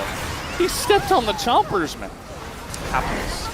And then in this sort of the reset after the fact, we see Pioshik feeling confident, feeling aggressive, and then Life snipes this Sivir here. The pillar comes down when they try and engage the peel for the AD carry, and it means Pioshik can just continue to chomp and clean up. It's a pretty difficult scenario after they were that deep after that fight. And, you know, the Jinx was doing very well earlier, but now the biggest lead in gold is going to go over to Bulldog. We already highlighted the level lead. Diablo's been doing a good job of farming up and keeping up with Berserker, even though he got the first couple of kills, but... You know who's going to be so happy right now? Mao, because they're picking up dragons. They're actually taking dragons. Oh, hey, it's Mountain Soul again, too, so... Yeah, they understand now. They were actually watching the space, and we heard Mao saying, like, oh, you should take dragons. Yeah. Dragons are cool. This time it's BNK who kind of have that burst comp with the Annie Wukong, but... Yeah. Potential for DNF to actually get this soul and to help them out against that. So, this position, once again, you know, we said they didn't quite have the same lead earlier on, but now they have the same lead that they had in last game, where it was about 3,000 at 20 minutes as Bulldog is going to try to hop away. The rest of the team is here, but the engage once again from Kellen is excellent, and they're going to take down Bulldog just like that. And Berserker is late to the party. It's 2 kills now for B&K, and they might even get a third. And oh no, it's Berserker getting isolated by Vikla, finds him on the bottom side. It's 4 free kills after B&K hide on bush and turn the game around. Yeah, you're always waiting for it. You're always just waiting for the moment. And there Not it is. again! There it is. And less surprising this time, you know. I think last time, it'd been that time away had really kind of... But now you're locked in. I lacked exposure to it. Now I was ready for it. It's a big engage. This is what BNK PRX's composition wants to do, waiting for the angle where they get a big combo onto multiple members. Pioshik just ends up in the mixer. Oh, Berserker. Yeah, you know that whole thing I said in draft about just play safe? There ain't no one playing safe against that. They're like, taking this fight here, they don't have vision. Berserker is trying to follow up with no sums, by the way. Look at that gold grab, that clip. That happened in game 1, too. Yeah. The thing about game 1, though, was that it happened later, and the game kind of ended so quickly that there was no recourse for DNF, right? They kind of just like threw into Baron, and then they just lost. So maybe here it's like kind of an even state, and maybe they can get something back. Honestly, the worst bit about that for Berserker is it's when you have no flash and Annie runs up to you and just like cues you first, so you can't dodge it, and then just rolls on the keyboard and hits every button. Smashes his face on the keyboard. He's like, oh yeah. This is what What I a want the whole champion! game. Yeah. I mean, gold's even. They have 2 dragons in pocket. It's not over. They're gonna make use of the Herald. It definitely gave a lot of hope to be. Swing and a miss from Life there. He's hit some big ones, okay? Sometimes the confidence gets shaken when you lose a team fight. I also don't even know if that would have been a good idea, because it's double summoner Sivir, who, you know, maybe if you can perfectly chain your CC, it works, but that was very far away from the rest of his team. And it's not like they have a huge engage comp. He is the engage. So maybe it's better it missed. Either way, got a little setup here on the top side of the map. This time it's Kellen who's caught out, but the rest of the team is trying to come on in. A big timbers onto multiple, but the damage follow-up is not there. Diablo can't get in, and Kellen on the run. He looks like he will get away, but Vikla not the same for him. Diablo doing a bit more damage, but he's going to be locked down, pulled back, although they can't quite kill him for some reason. Diablo's going to get away. Raptor on the run as well, but DNF, they already got Vikla, and they'll look for the Otacon. They should be able to secure this, so good pickup here. We do see the Maiden just vibing. Just doing that little shake. Yeah. Oh. Whoa. Whoa. Whoa. Hit the tower. Yeah, But a good fight from DNF, a little bit scrappy, and there was a moment where it looked like it could have not gone in their favor, but I feel like they're sticking together as a unit. They focus down Kellen. Yes, the turnaround comes in from Vikla, but this is initially very favored in terms of DNF, in terms of numbers. Yorik's not here. Rival's kind of zoned out. They blow up Vikla here, and then the Sivir just can't do anything. Too low on HP. Player's kind of off to the side. His ult's not even there. Kellen is over a wall.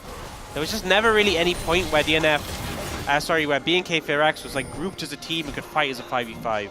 Yeah. I feel like that should have been a kill on a Diablo as well. I'm not really sure. Like, Dudu used his Q3 on the clone, I think, instead. And Diablo was always going to be pulled back. Like, yes, we had, like, God Vision, so we could see exactly what the angle was, so maybe he didn't quite know, but could have been another kill on top of it all. Now trying to set up here for the Dragon, and Chronicler probably going to be pretty happy that BNK seemed to be in position to deny a Mountain Soul point, which is still very important. Even for BNK, who do have a lot of go buttons and are confident as a team to fight, they'd still like to deny this if possible. There's a bit of damage onto the Dragon already. We got the TP coming in from Vikla. As Dudu just gets over the wall, the pillar, the follow-up, and a Raptor is huge. The damage from the Aurora, and Vikla is just on the run. Can't really get out of there either, doesn't have his flash. And so they just kind of run straight at the Trundle, get pillared, and die. Yeah, I mean, DNF are the ones starting the fight here. We don't have that engage coming out from BNK FairX. And very quick fight from them. I love the targeting on the Wukong there. The clone was burned by Raptor earlier, so they knew that they could commit. You see here, Raptor's clone's already down. So when he steps up, Life goes for the play, commits everything. Immediately the Wukong's gone. They know the Dragon is theirs, but they clean up Vikla as well just to make sure no chance of turnaround from BNK FairX. And Diablo and Kellen, they were chasing the Aatrox, who just dashed over the wall and said, "See you later, nerds." He's like, all right, I'm in the fight immediately. And Diablo and Kellen were like, oh crap, our Wukong got hooked. Well, we're not gonna do any damage now. Yeah. We're just out of position. So, BNK, they love to fight, but has not been the cleanest engages the last couple of fights, to say the least. And now they are facing down a team. 2,000 gold lead, not huge, but it's the triple Dragon, it's the Atacam buff, it's the advantage is there for DNF, and this Jinx getting very strong with that range advantage. The fact that this Aurora is 3,000 gold ahead of Vikla. I mean, look at the item difference, 2.5 to 1.5. It's 3 full levels as well, almost. Yeah. Which is a problem. I mean, Life is... he's catching up. Life's almost up to Vikla. Like, he's in level 10 soon. And then the problem is you have a Sivir who's just eating all this farm up, and now you end up in a scenario where you have a support Annie. I think that's part of it, but also Vikla's died so many times that he just hasn't been on the map to farm too. That is also true. So it's like, it's both sides where it's like, wow, we're really getting double screwed over here if you're Annie. Not a fun time for Vikla. But you're literally just a stun bot in this game as Vikla. There is no one that you would actually kill with your full combo. I think full combo Jinx does just like survive. Yeah. Like, sure, Berserker would be low enough that isn't really going to be able to team fight afterwards, but it's kind of crazy that it's at that point. Yeah. Or, hopefully, you know, the rest of the team is there and they're following up. Yeah, I mean, that's the thing. You still have the CC setup, but it's not a great spot to, it's not a great feeling. Yeah. To be a level 12 Annie at this point of the game. He's got a spell shield this time. That one, a very obvious hook that comes in, but now the pillar comes down and the follow-up comes in from Kellen, trying to keep him safe. The auto doesn't do a whole lot. Pioshik, very tanky, but he's in the backline. Raptor, Berserker gets shot down by Raptor. In the backline, you see Vikla's just running away with a sliver of health himself, and Diablo totally untouched this entire fight as they overextend big time in the mid lane to DNF. Even an extra shutdown bonus for Diablo as BNK are right back in it. Diablo's so confident in that fight, played it so well. The initial engage onto him burns spell shield. The thing is, with the Navori, with the ult as well, he gets his cooldowns back so quickly. And despite his short range he has, able to pump out damage that whole time, able to play around the spell shield cooldown and not get threatened. chunking out Bulldog there. Clear's looking for him. Yeah. Pioshik's there with Smite though. Raptor's coming over with his as well. And I think with Vikla turning up, that's enough. And Pioshik's gonna have to, I mean, I say he's gonna have to run. Can he get out? I don't know. Maiden's down here too. The damage from the York is huge, and he smacks him on the head. And Diablo and Raptor both get in front of that. It is Baron now for BNK FearX, 26 minutes in. I mean, this team fight was so well played by the BNK FearX 80 carry. I feel like DNF thought they maybe found a way to catch him out. So Spell Shield gets burned here, and we see Pioshik's like, okay, we can walk up on him, we can kill her, we can ult. He kites away, it's fine to take the ult here, moves forward, gets the reset and the Spell Shields the poke from the Aurora there, moves forwards away from the Aatrox, splashes forwards to get more damage. Spell Shields up again, Spell Shields to knock up from Dudu, and was just constantly ordering that whole time, shredding. Yeah. And was just untouched. The rest of the team doing things around him, but considering he was that primary target for DNF, didn't falter for one moment. And if you consider his counterpart, which was Berserker, he was trying to follow up on his team again, and he just gets caught out in a really rough spot by the Wukong. So Raptor did a really good job to dive deep to punish Berserker for trying to step up, and it's not Berserker's fault, really. It's just the overextension of the team, right? It kind of forces you to fight in a really awkward spot, and the Jinx is always going to be vulnerable in a spot like that, especially when you're Jinx, man. You don't have any Tom Kench, there's no Lulu, you don't really have any supports on your team, you just have Engage. And now we're going to get another fight here. This is onto the Trundle, but they have the damage. The Subjugate doesn't even get used as he dies before that time. It's now Dudu flashing on in to his inevitable death, it looks like. He is surviving for quite a long time, though. Berserker going to go down. Raptor takes out 2. Bulldog just on the run, and I think this game might be lights out at a very similar time here, Ox. Yep, DNF a little bit late for the setup on the Dragon. A trap was set by BNK FearX. They focused down Trundle first. Doesn't even get a chance to use the Subjugate. And once again, I feel like this AD carry, this Sivir, just untouchable, not able to find that threat. Able to just team fight pretty flawlessly. BNK FearX will claim the win 2-0 over their opposition. Yeah, pretty good stuff from them to be able to come back from behind twice in a row. And got to give them a bit of credit, even though DNF did kind of struggle themselves. Down will go the Nexus. BNK the 2-0. A good start here to their Rise group journey. And yeah, big focus on Raptor. I feel like it's either Raptor or Diablo. There's not really another choice in this series for POMs.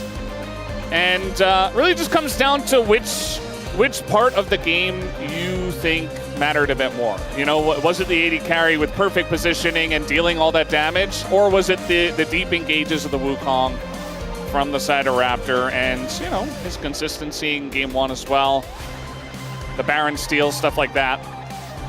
Yeah, I think for me, it's kind of one of these situations where if it was player of the game, this game, I think for me it was Diablo, but I think for PO play the match, I think I'm going towards Raptor. Yeah. I think game 1 he was really good as well, and the steal on the Baron, pretty influential.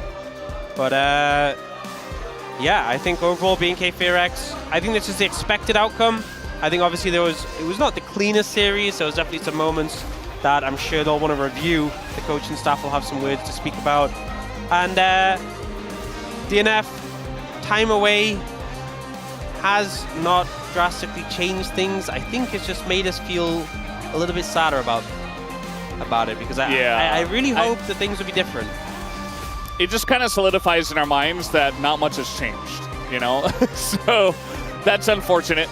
You gotta turn that sign upside down. Yeah, there you go. Okay, he did it. And obviously the one on the right you guys can read says Diablo. He was big. I think Diablo's skill shows itself once again. You put him on a champ like Sivir, even though there were a decent amount of threats, the Trundle, the Nautilus, he was able to skirt around a lot of them and just do a ton of damage, which is what you gotta do.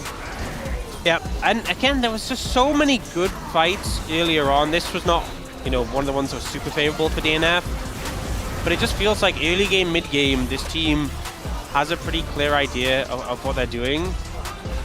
And I wonder if that's why it's been difficult for them to improve, because in scrims, the easiest thing to practice is like the early game, the mid game, because the scrim culture often is, you know, you can play early game, mid game out, often scrims, you know, sometimes when there's a big advantage in games, you're just like, okay, let's end the game there. But even so, like, you're gonna play more early games by default, because every game has an early game. Yeah. And I feel like this late game, the pressure of the stage adds to the decisions you're making in these late game situations, and I feel like that's where DNF crumbles. You know, for all we know in scrims, they could be even practicing these late game scenarios. They make the right decisions, they get on stage and just implode. Yeah. I mean, this is the fight that broke the camel's back. Berserker's like, I'm here, I'm doing damage. Look at Raptor, just sneaks in the back line, immediately takes out Berserker. I think there was like a ricochet that came in over the top as well, as Diablo got in position, dealt the damage. Berserker never really got to play the game even from ahead. It was the exact opposite for Diablo, who did quite a lot of gaming in this game too. I just feel like every fight on this Sivir, you can just see him constantly autoing. Then he'll block the dredge line with the spell shield, and then he'll kite away when the ult comes through. So when he does get knocked up, nothing happens. He'll push forward again and just start doing damage. Raptor just, it feels like he is a piece of metal and Berserk is a magnet, and he's just drawn to him every single time, slams straight into him. The worst kind of jungler can do. Yeah, the worst kind of jungler to play into when you're playing AD carry in solo queue, but the damage does not lie. Diablo doing quite a lot. I think the fact that Raptor did basically as much as Vikla really shows you kind of what was going on in this game. No, I'm actually kind of impressed Vikla did that much damage, considering he was a support Annie. Yeah. You know, if Vikla had been more around like the 7k level with Kellen, considering he was like 3 levels down, I'd be like, yeah. Like, when you're Annie and you've got Tibbers and Malignants, you're going to do a lot of just damage that doesn't really matter, that just kind of flows out. Yeah. So he was able to overcome Raptor just barely. Raptor feels like the pretty obvious player of the match, although Diablo is a very close second, so maybe not that obvious, but he had an excellent day, and he was very consistent, and I think he deserves it as well. Yeah, I think maybe some votes towards repertoire between those two would make sense, but I think Raptor, I mean, that was my vote. I think that's the winner that makes sense. Yeah, does make sense, so we'll be hearing from him in just a moment. Very Rise group games, set of games here, Ox. I think this is exactly what we could have expected. Funnily enough, we do have, KT versus Noshim up next, which it's going to be very Legends group kind of games, right? I feel like that's a sort of, you know, yes, it's Legend. We've got a little sprinkle of Rise vibes there. Yeah. You know? Very, like, particular, specific kind of spice, you know? Yes. Pretty rare. The rare flavoring. Yeah, you don't see it very often in Legend, but between these two teams, you probably will. It'll be. I'm looking forward to that. It's going to be a fun sort of series. Yeah, I mean, they were the two teams that barely made it through ahead of DK, who's in Rise, so it kind of makes sense. Either way, guys, we are done for now. Let's head over to 2025 LCK 라이즈 그룹의 DNFX와 BNKPX의 3라운드 대결. Thank you very much, guys. This is Dear for the POM interview translation. We are here with Raptor on the side of BNK VRX. Congratulations! 한번 다시 마음껏 흔들어 주세요. It looks like you're shaking the cheer stick and the light stick. You can go ahead and freely do so. How are you doing this season, during the off season so far? No, I was playing a lot of League of Legends. And I'm sure that's why you were able to perform so well today. How do you feel about the victory? You know, both games were quite difficult, but we didn't lose focus. And I think we were quite decisive and were able to finish off pretty nicely today. Please give it up for Raptor. How does it feel to get a POM on your first victory of round 3? You know, I wasn't really focused on getting the POM. I just really wanted to win today. And I think every one of my teammates did so well. So I feel like even if it wasn't me that received POM, I think everyone deserves one. You know, you pulled such a huge comeback in game 1, so I want to know if the players knew that this would happen. You know, we weren't really wondering if we would win, but I think we just wanted to focus on what we had to do, our job, just carrying out our job, and you know, we knew that as long as we pulled through the end, that the results will pay off. I think from all the team fights that we won, we knew that we actually would end up closing out with the victory. And in game 2, it was intense all game until this one moment. Shifted the control over to BNK FearX. So here, how were you able to focus down Jinx in the right moment? You know, Sivir had really good itemization. She had all the core items. And she actually called for Jinx. And I think we were all able to stay on the same page and focus down Jinx so fast. And for both games 1 and 2, your objective control was on point. Denying the Dragon Soul from the enemy and then stealing the Baron. So how are you able to play so decisively and calmly in such important moments? You know, the Baron steal was honestly just lucky. I think it just all works out as long as we are focused. So with today's victory, it's such a great start to round 3. So what are your goals? You know, our goal is to end up first place in the Rise group. And personally, I want to be the best jungler in the group. So in order for you to achieve that goal, you have a Saturday showdown coming up against D plus Kia. What is your mindset? Starting from today's victory, I hope that all of us are able to pull up our confidence and keep up our momentum to keep our performance. And that's the end of the interview with Raptor, and back to the space. Thank you. Well, that guy really wanted to go. Thank you so much for that translation. Interview done? Let's get out of there. You know, it started out like this. A happy DNF within the first 15 minutes, but it ended like this. It was a BNK FearX 2-0 victory here. Nothing to see here. So just like game 1, where there was a pretty significant advantage, things looked pretty good, and then a decisive call is made. It isn't the right one, and then they lose the fight and lose the control of the map and lose the game. Yeah, that's correct, Wolf. That's some good analyzing over there. I've noticed we are good at identifying LCK patterns here. Like all our teams are really getting very predictable. Remember D plus yesterday? They did the whole like win game 1. Don't remember. Barely lose game 2. I remember that one. Game 3. Wolf, I wasn't on. I'd like to not relive that moment. That was in the past. It's not real. All right, well then, let's live in the present for Chronicler. Let's take a look at the POM votes here, as it was Rapta getting a perfect 13 out of 13. Super lucky. Way to go, Soup and Chichichik. Welcome back. Good job, media. Left and right. I actually, you could have gone for Diablo as well. I think it would have been a fine vote.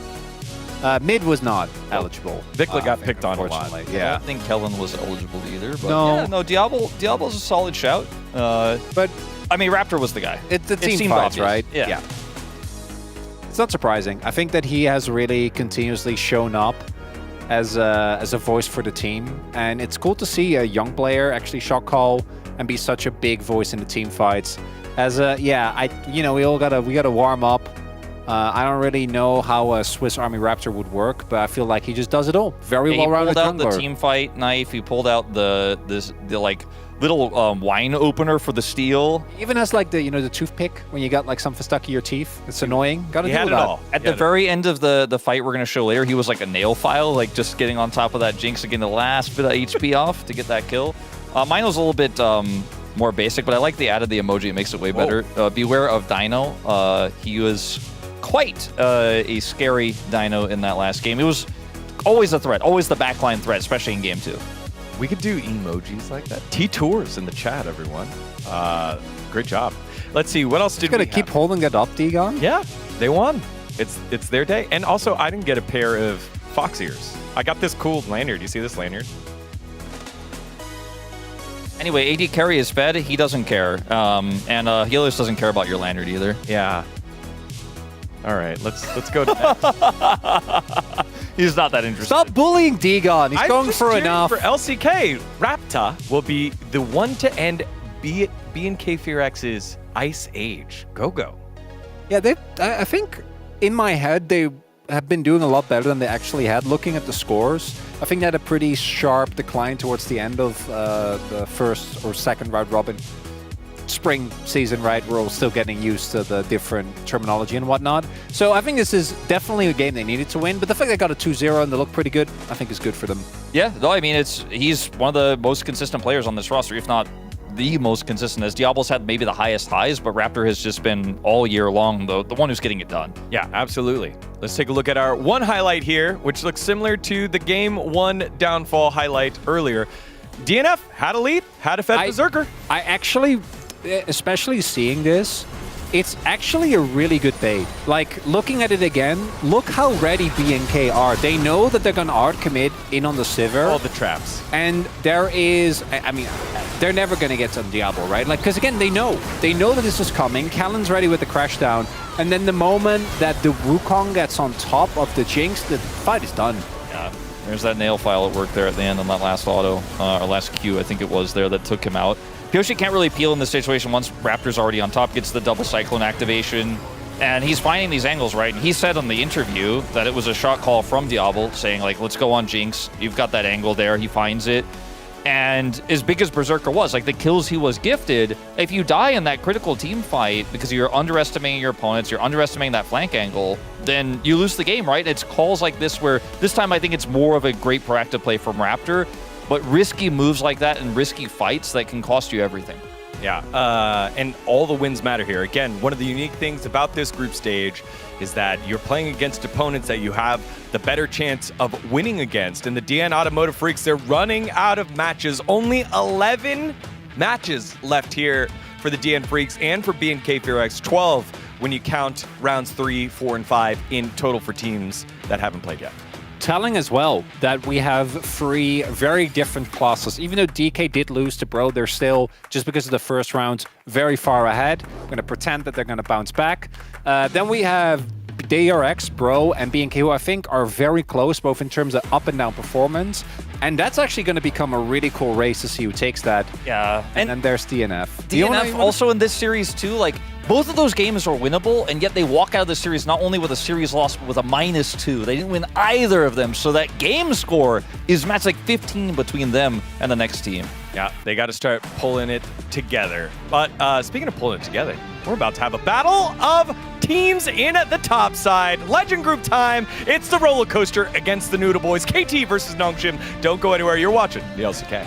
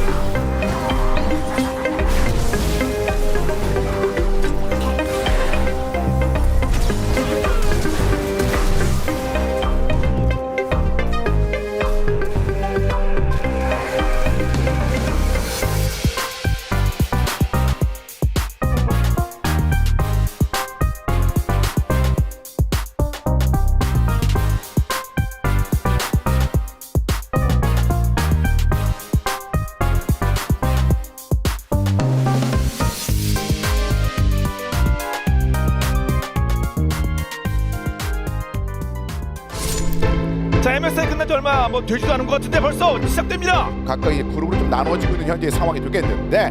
These health bars are so long. Diabo dancing around this fight and manages to take out all of them.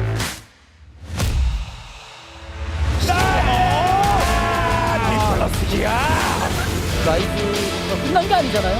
잘 극복하고 올라오는 것도 필요해 보입니다. What doesn't kill me makes me stronger.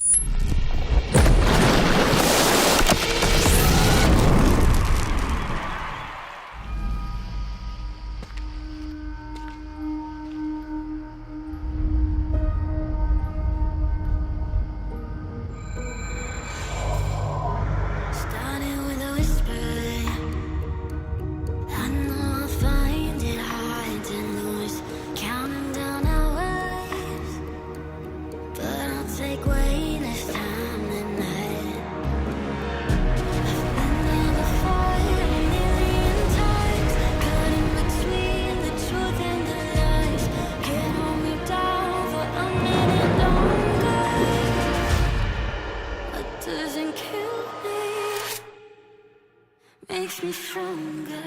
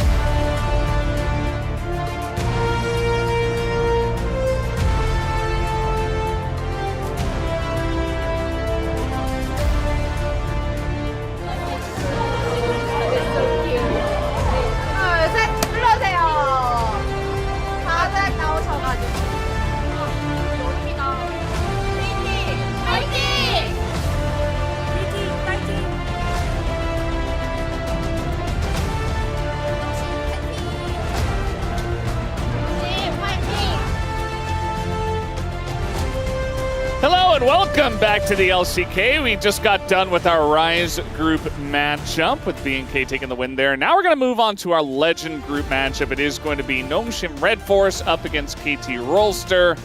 And this one, Ox, is should be pretty close, right? These two teams kind of on a similar playing field, I would say, as they were very close to making it into the Rise group themselves. Yeah, I think based on KT and their run in the Road to MSI, I think a lot of people leaning towards them. I think expectation is KT came off that looking really strong.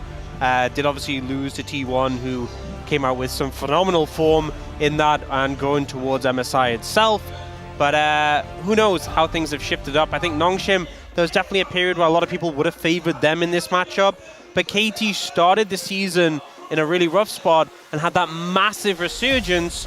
So even though the scores are really close, you got to think of the fact that KT started so poorly and bounced back massively. And you can kind of see that reflected in the head-to-head, Nongshim having the edge at the start of the year, and then more recently, you know, the 2-1 in round 2 and the 3-0 in the road to MSI. Yeah, I mean, KT, that run you were mentioning, that was part of it over Nongshim, just rolling over them. It was not very close, and KT did look phenomenal until, well, they did run into T1. But now, you know, it was a long break. This feels like this break almost hurts KT because they had all that momentum. Yes, the fans are going to say, okay, it's the summer of KT. It is very hot outside. It was like 35 degrees when I was driving here. So it's officially summer, the season. This is still the LCK. But is the summer of KT actually going to happen? I am curious to see. Also, did Nongshim shore up some of their issues coming into this? If there's anything with KT, we know they are always consistent. They're always KT. They always do the KT thing. That always happens, right? They always personify that KT energy. So I expect it. I think we can look forward to it.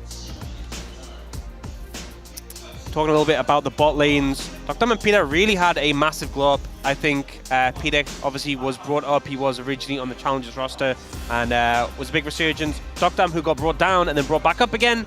And Ju and Lahens even spent some time down Challengers as well. Ju who got sent down there and Lahens said, I'll join you. And I think Ju had some good games towards the latter end. But I think of everyone on this Nongshim roster, I would have said on average he was the biggest underperformer, especially given how we viewed him previously on previous iterations of this Nongshim roster. So hoping we get to see more of that duo fold. Yeah, I would argue that they need it in this matchup, otherwise they will get rolled over. So I really do like that highlight on the bottom lanes. And yeah, I mean, they had some decent performances in Challengers, but I also did stream one of those matchups and kind of felt like Lehens went down to hang out with his boy Ju and had a bit of fun in the process. It wasn't exactly the cleanest games, but they did get the job done. Right. Yeah. It's never going to be clean. It's Challengers, but it's also Lehens, so he was kind of having fun with it. So yeah, I would expect KT to come through and win this one. So maybe the KT thing to do is to not look good after their gigantic run they had in Road to MSI. I'm not sure. I feel like we need the expert Atlas on the phone to know. We need his insights, you know. Look at some of the stats. I think some struggle stats coming out from Calix. I think the thing is as well, you look at the whole of round 1 and 2, we saw at times, we were showing some stats specifically from like round 2 and stuff, and it definitely painted different pictures. But yeah, Calix not always having the best performance. I do think an aspect of it though, there was a lot of good Galio performances from him. Galio not always going to top the charts in terms of some of these numbers. Yeah, absolutely. But BDD on an absolute tear was a big part of the reason why this team was finding a lot of success. He was consistent even when they weren't doing that well either. So certainly a mid laner to look out for. And it's a curious discussion to try to rate BDD amongst our top mid laners because it does feel like he's still top 4. But where is he in that top 4? I mean, honestly, I feel like there's people who put him even higher, you know? I feel like Zekka's been in a little bit of rough form recently. I mean, I think everyone would say below Chovy, you know? That's a given. The conversation is between him and Faker, depending on form. I think there's an argument there. There's definitely points in round 1 and 2 where people would put him above. There's even, I've seen people arguing, not me, but I've seen people arguing that they would put him above Chovy, and it's just that Chovy has a better not me, again, not me. I did not say this. Just take the clip of him saying, put him above Chovy. No, I saw someone say this. I'm just saying, okay? I didn't say this. I saw someone say this. Yeah, I remember you showed it to me. And we had a good laugh, and it wasn't actually Ox. It was funny, though. But BDD has been playing really well, you know? And obviously a lot of people... There was a period where when KT really was struggling, he was putting in a lion's share of the effort. Yeah. And now a lot more support from his team. And when this roster came together, I was really looking forward to seeing what BDD and Cuz could do.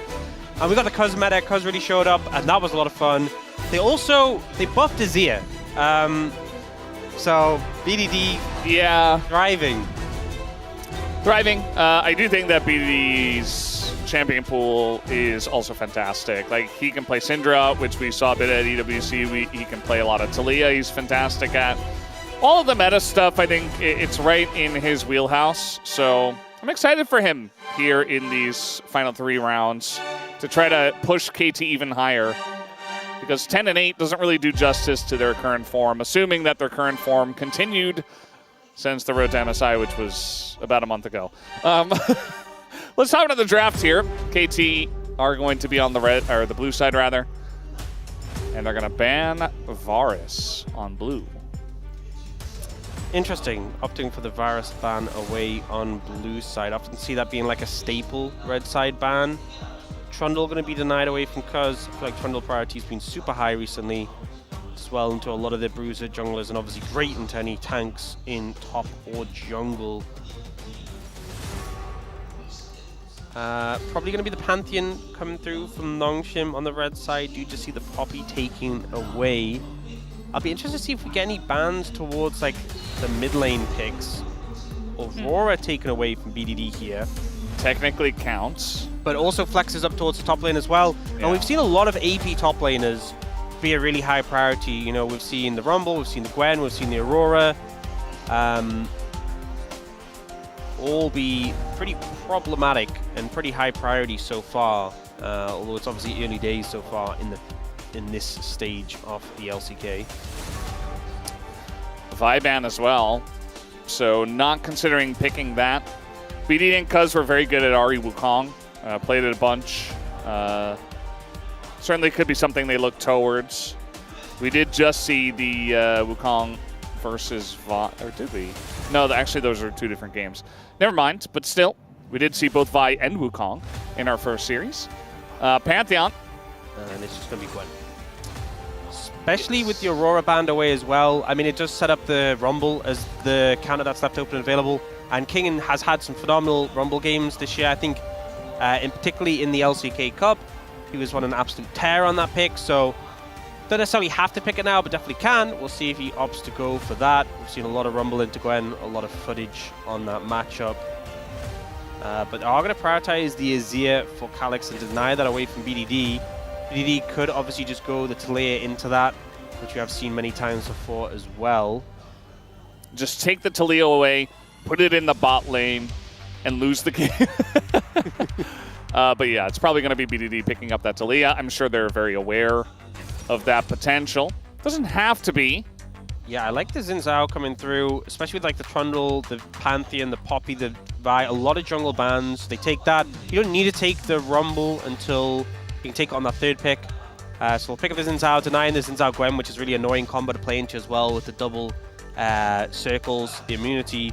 We'll pick up the Wukong, and now BDD considering options. Does hover the Yone, but he will just lock in that Taliyah to no real surprise. And now Rumble for Kingen.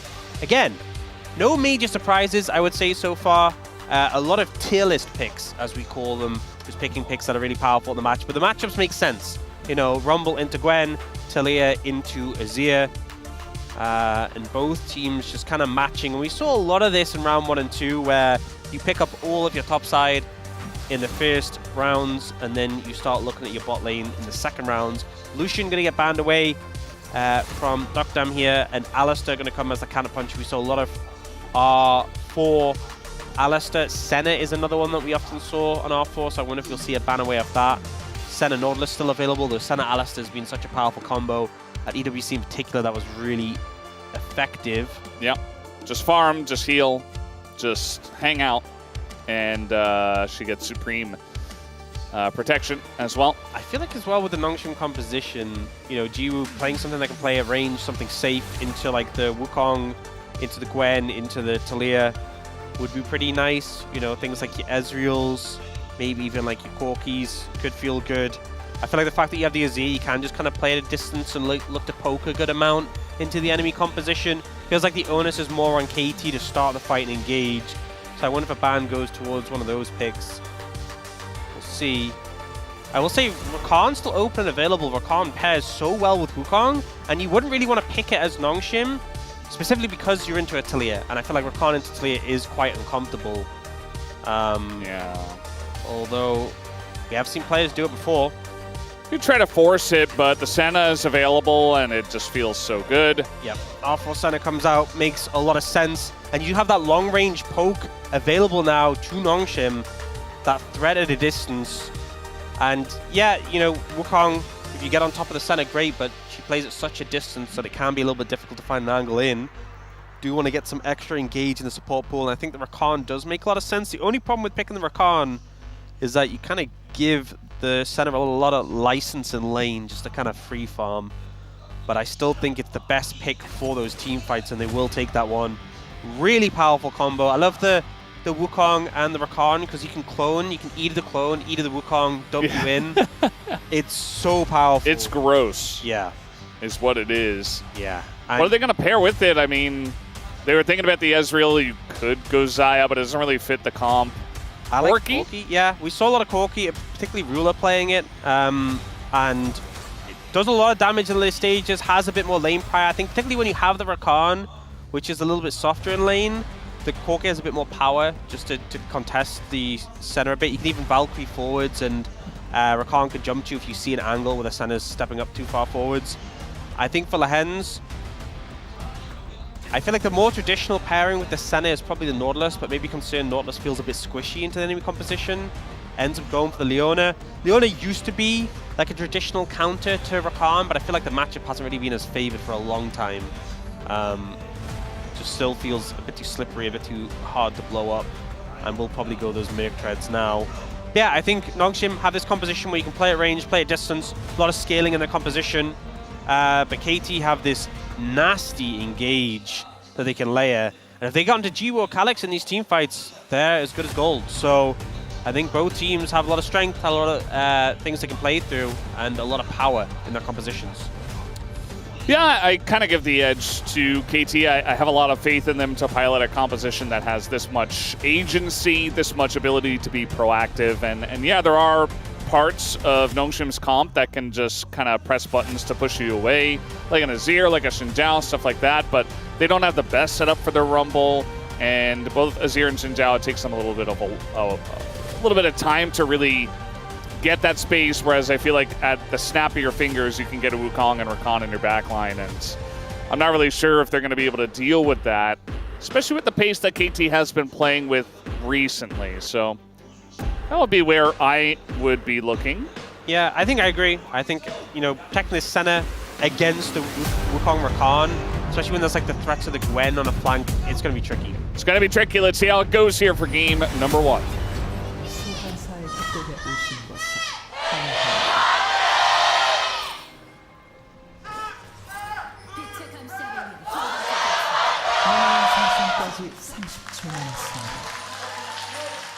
All right, game number 1, KT versus Nongshim. The revenge match for Nongshim after they got swept in Road to MSI by KT in round 2. And I think as well, considering how Legend Group is kind of looking, an important matchup, because expectation is taking matches of Genji going to be tricky. You're tied in score at the moment. You know, we saw how close things were between these two teams. Whoever is 5th place in Legend Group is going to have to go through play-ins.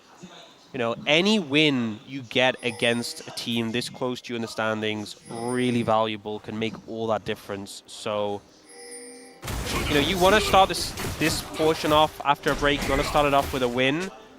But it can be so meaningful, especially it's only 12 matches round 3 to 5. It is going to feel short, it is going to feel concise, it is going to feel like each of these matches is so meaningful. And this one I feel like is one of the more meaningful matchups.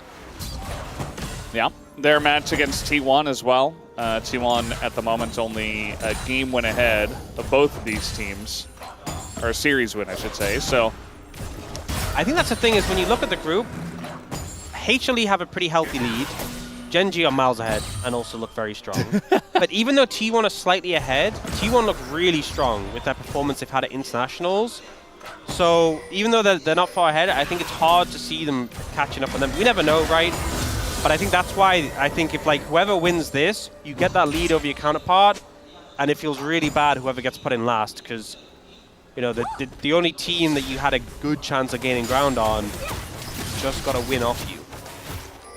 Yeah, only thing I will say is that DK's nice peel here. Ducktom's still going to cleanse to get away, and it's Leona, so Lehen sets up a nice little play on the bottom side to get the cleanse, which is very good into Leona.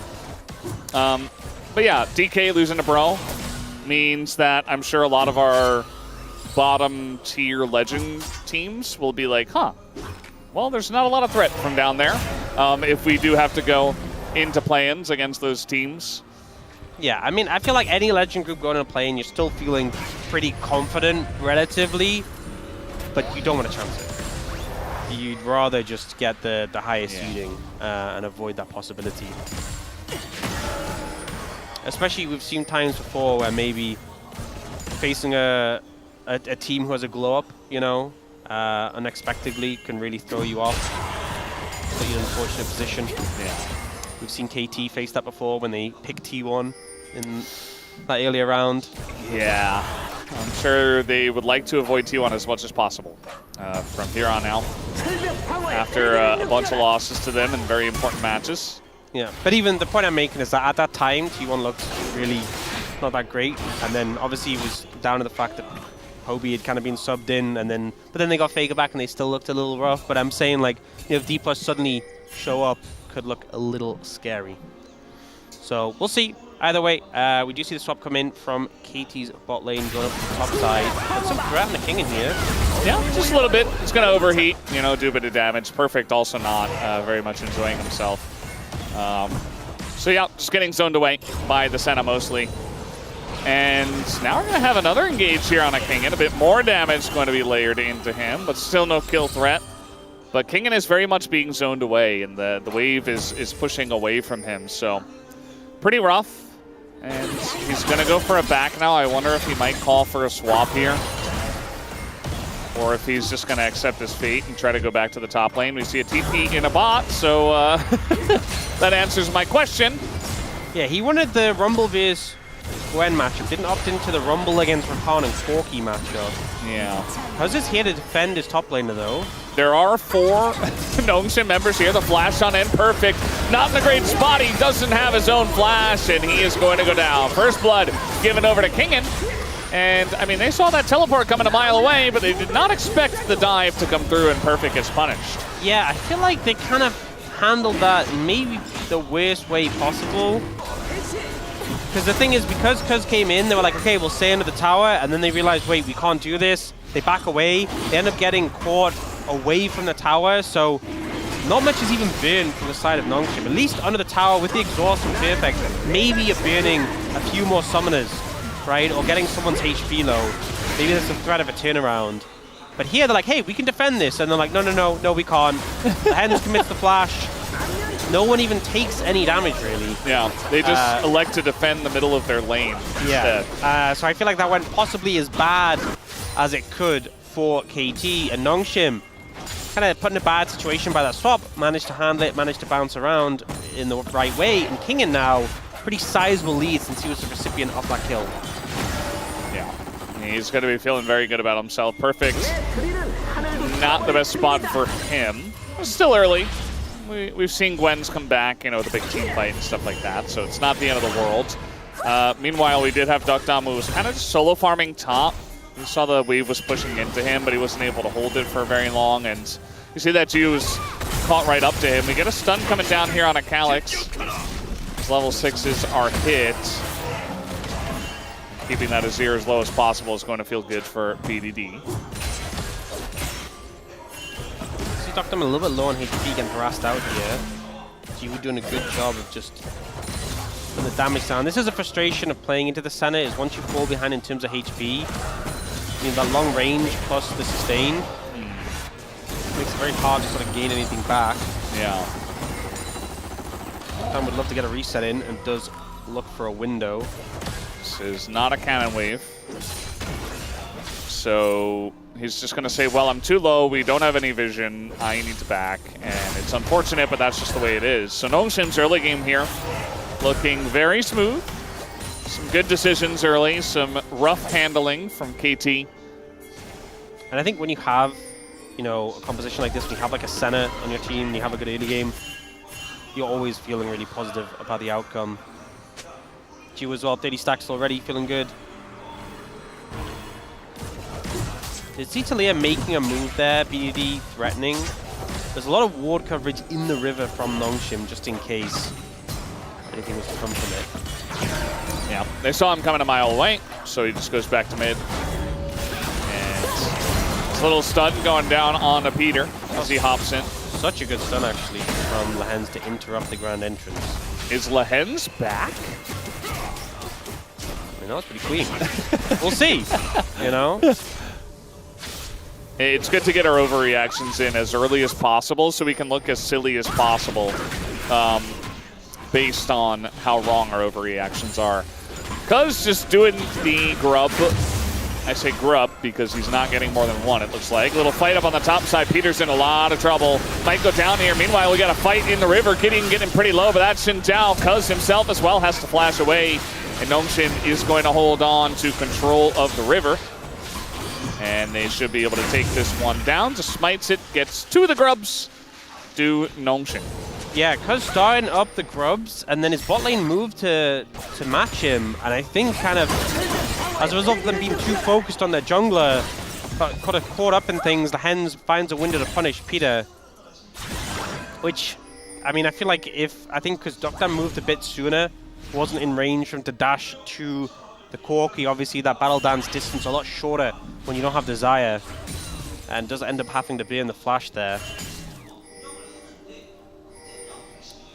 Perfect struggling a little bit more than just in the lane, I'd say. His CSing under the turret looking a little bit shaky, and he is a player that has struggled with nerves in the past. I do hope that you know, he's not experiencing that right now after the rough early game and the fact that this is his first match back. You know, hard to say. It's basically just conjecture. Well, gonna stop the back. Nicely done by Lehens, as he's going to go for a back himself. Did he actually stop the back there?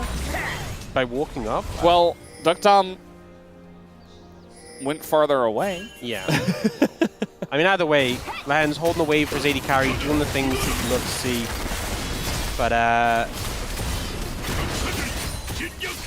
slow start already in this game, but I feel like Nongshim getting some significant edges, and with a composition like theirs, feeling good about that. Next Dragon spawning up in 30, and it is Chemtech, so looking at some good potential souls.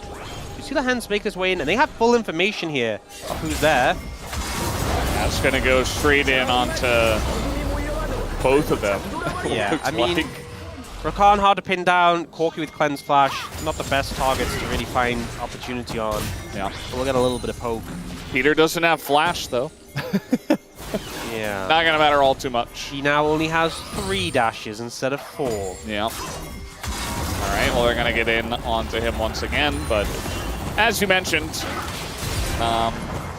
Peter does not care. In fact, he was kind of baiting that. Meanwhile, in the top lane, Gio in a bit of trouble, but he is going to drop an ult, and he had his barrier, so has to use both of them, but he gets away. Exhaust used by Perfect in the trade.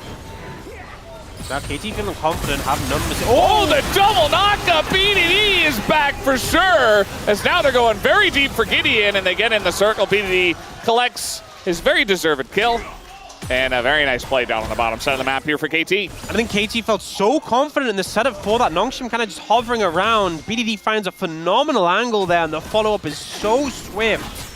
Dragon going to be the reward here. And suddenly that stable early game we saw from Nongshim kind of in the bin. I feel like BDD's seismic shoves are magnetic. Like, he's hitting every single one. Yep. Calyx has got hit by everything. He just hit 2 people on the bottom lane. And it's another Mountain Soul yet again. And another trade in the top side. You will be okay. Yeah, I'm not really vibing with this decision to have the Senna lane against the Gwen. It's certainly a decision. Not one that's going super favorably. We've seen times before where we've had AD carries lane solo against top laners, sometimes like a Jhin or Kalista. Senna not as equipped against a Gwen, I would say. And here is that shove, the double. It was perfectly placed. They did both run onto it. He just read them. He just knew. They had no idea he was there. I mean, he had snuck down. And so maybe that's why they were posturing a little bit more forward. Now it's really only that top lane matchup where there's a lead for Nongshim. I mean, mid's got a tiny lead, but it's not really that relevant. We'll see what Kingen can do with his advantage, if that Rumble can remain relevant. I feel like that's a problem whenever you put into Gwen, is that any lead you have feels great until it doesn't. And eventually at some point, Gwen just does Gwen things. Oh boy. Here we go. We got the heal coming in. There's the wall. Might be forced to flash here, Calyx. Nope, just going to dodge the knockup, and now he gets charmed as well. Bit of damage does follow up, but Calyx smartly will hold on to his flash as he did not need it. Not going to see the Solar Flare hit in the middle, but Cuz going to be forced to use the Cyclone as they continue on. But they're so deep in the jungle, our Nongshim, as they do get the kill on the Cuz, but they're going to feed Perfect one himself, so he feels pretty good about that personally. Yeah, giving the kill over to the Gwen does not feel good, but now Kingen's looking with the Leandry's in pocket. Oh, if Perfect had face check, that would have been, I think, just death. Yeah. I think definitely death. A lot of aggression comes out, and in that topside play, I think the goal was just to get Calyx's flash. They really wanted to make him flash, and he just refused to, so a little bit unfortunate there. They are now looking for it again. he's just not flashing. Hey, he's just not getting hit by anything. Very nice flash this time, aggressively. And BDD, he gets a shield, but he's gonna hit the floor at the same time. Calyx styles on the two of them. Oh, saving his flash for that moment, and he gets so much value out of it. Gets the solo kill in the 1v2. And BDD won't be feeling too hot about that one. All right, we got the equalizer down, but Perfect, there's nowhere for him to run. He's being chunked out by the Rumble. Kingen picks up his second kill. Huge win from the solo laners of Nongshim. Back-to-back solo kills. And suddenly things feeling really good for this team once again. And Kingen played that all-in really intelligently, threw the ult down, and the Gwen Shroud meant he didn't immediately get aggro until he jumped in. We'll see this replay here. Calyx dodges away, sidesteps twice, and then here dashes in, flashes over the shove. Because BDD has aggro, can just clean up the kill. Oh, shit. Well, I think you guys know what he said there. And this follow-up, too. I mean, Perfect, this is not the first time he's tried to stay alive in this area of the map. Yes, the Shroud goes down, so he doesn't immediately have aggro. And then when he goes inside the Shroud, he's immediately set up to overheat and just demolishes him so quickly, because the Equalizer, when he enters the Shroud, it can start ticking, and he just does so much damage. Yeah. And he has the phase rush too, so he gets in, gets out. Very strong rune, it feels like nowadays. See a decent amount of phase rush. Movement speed is OP. It really is, and on champs where it's easy to proc, it's just like, it's so good. Yeah. It feels so nice. Game not over, but Nongshim in a very comfortable lead at the moment. Looking to pressure underneath this turret, this time on a Kingen as the entrance will come down. And we got a follow-up of so many members here. Peter does a very nice job of tanking up as even dodges that, but he's going to be left to die. Ju by himself, though, in the pit is going to have to flash away straight into the arms of Cuz, who wants that kill, and he will have it. As Cuz now, he's got some help from BDD, but the chase is coming down here. Gideon wants to go in, but Lahenslow himself will be taken out by the Talia. And now it's just Gideon with no ults. At least he's got that tower there to keep him safe for now. If you're a KT fan, don't look at the bottom lane, though, as help pings are coming out from Perfect, who is not having a fun game. Gideon, also not in the most fun of spots, but a TP is coming in. And looks like they're going to drop some rocks here, try to chip away at him, and then just back away, and that they will. They get the kill over to Duck, down 430 gold, not bad. Slow and controlled end to that fight from KT with the early start. Very chaotic, very scattered. Looks like they were trying to set a trap for King in there, but they won't find him.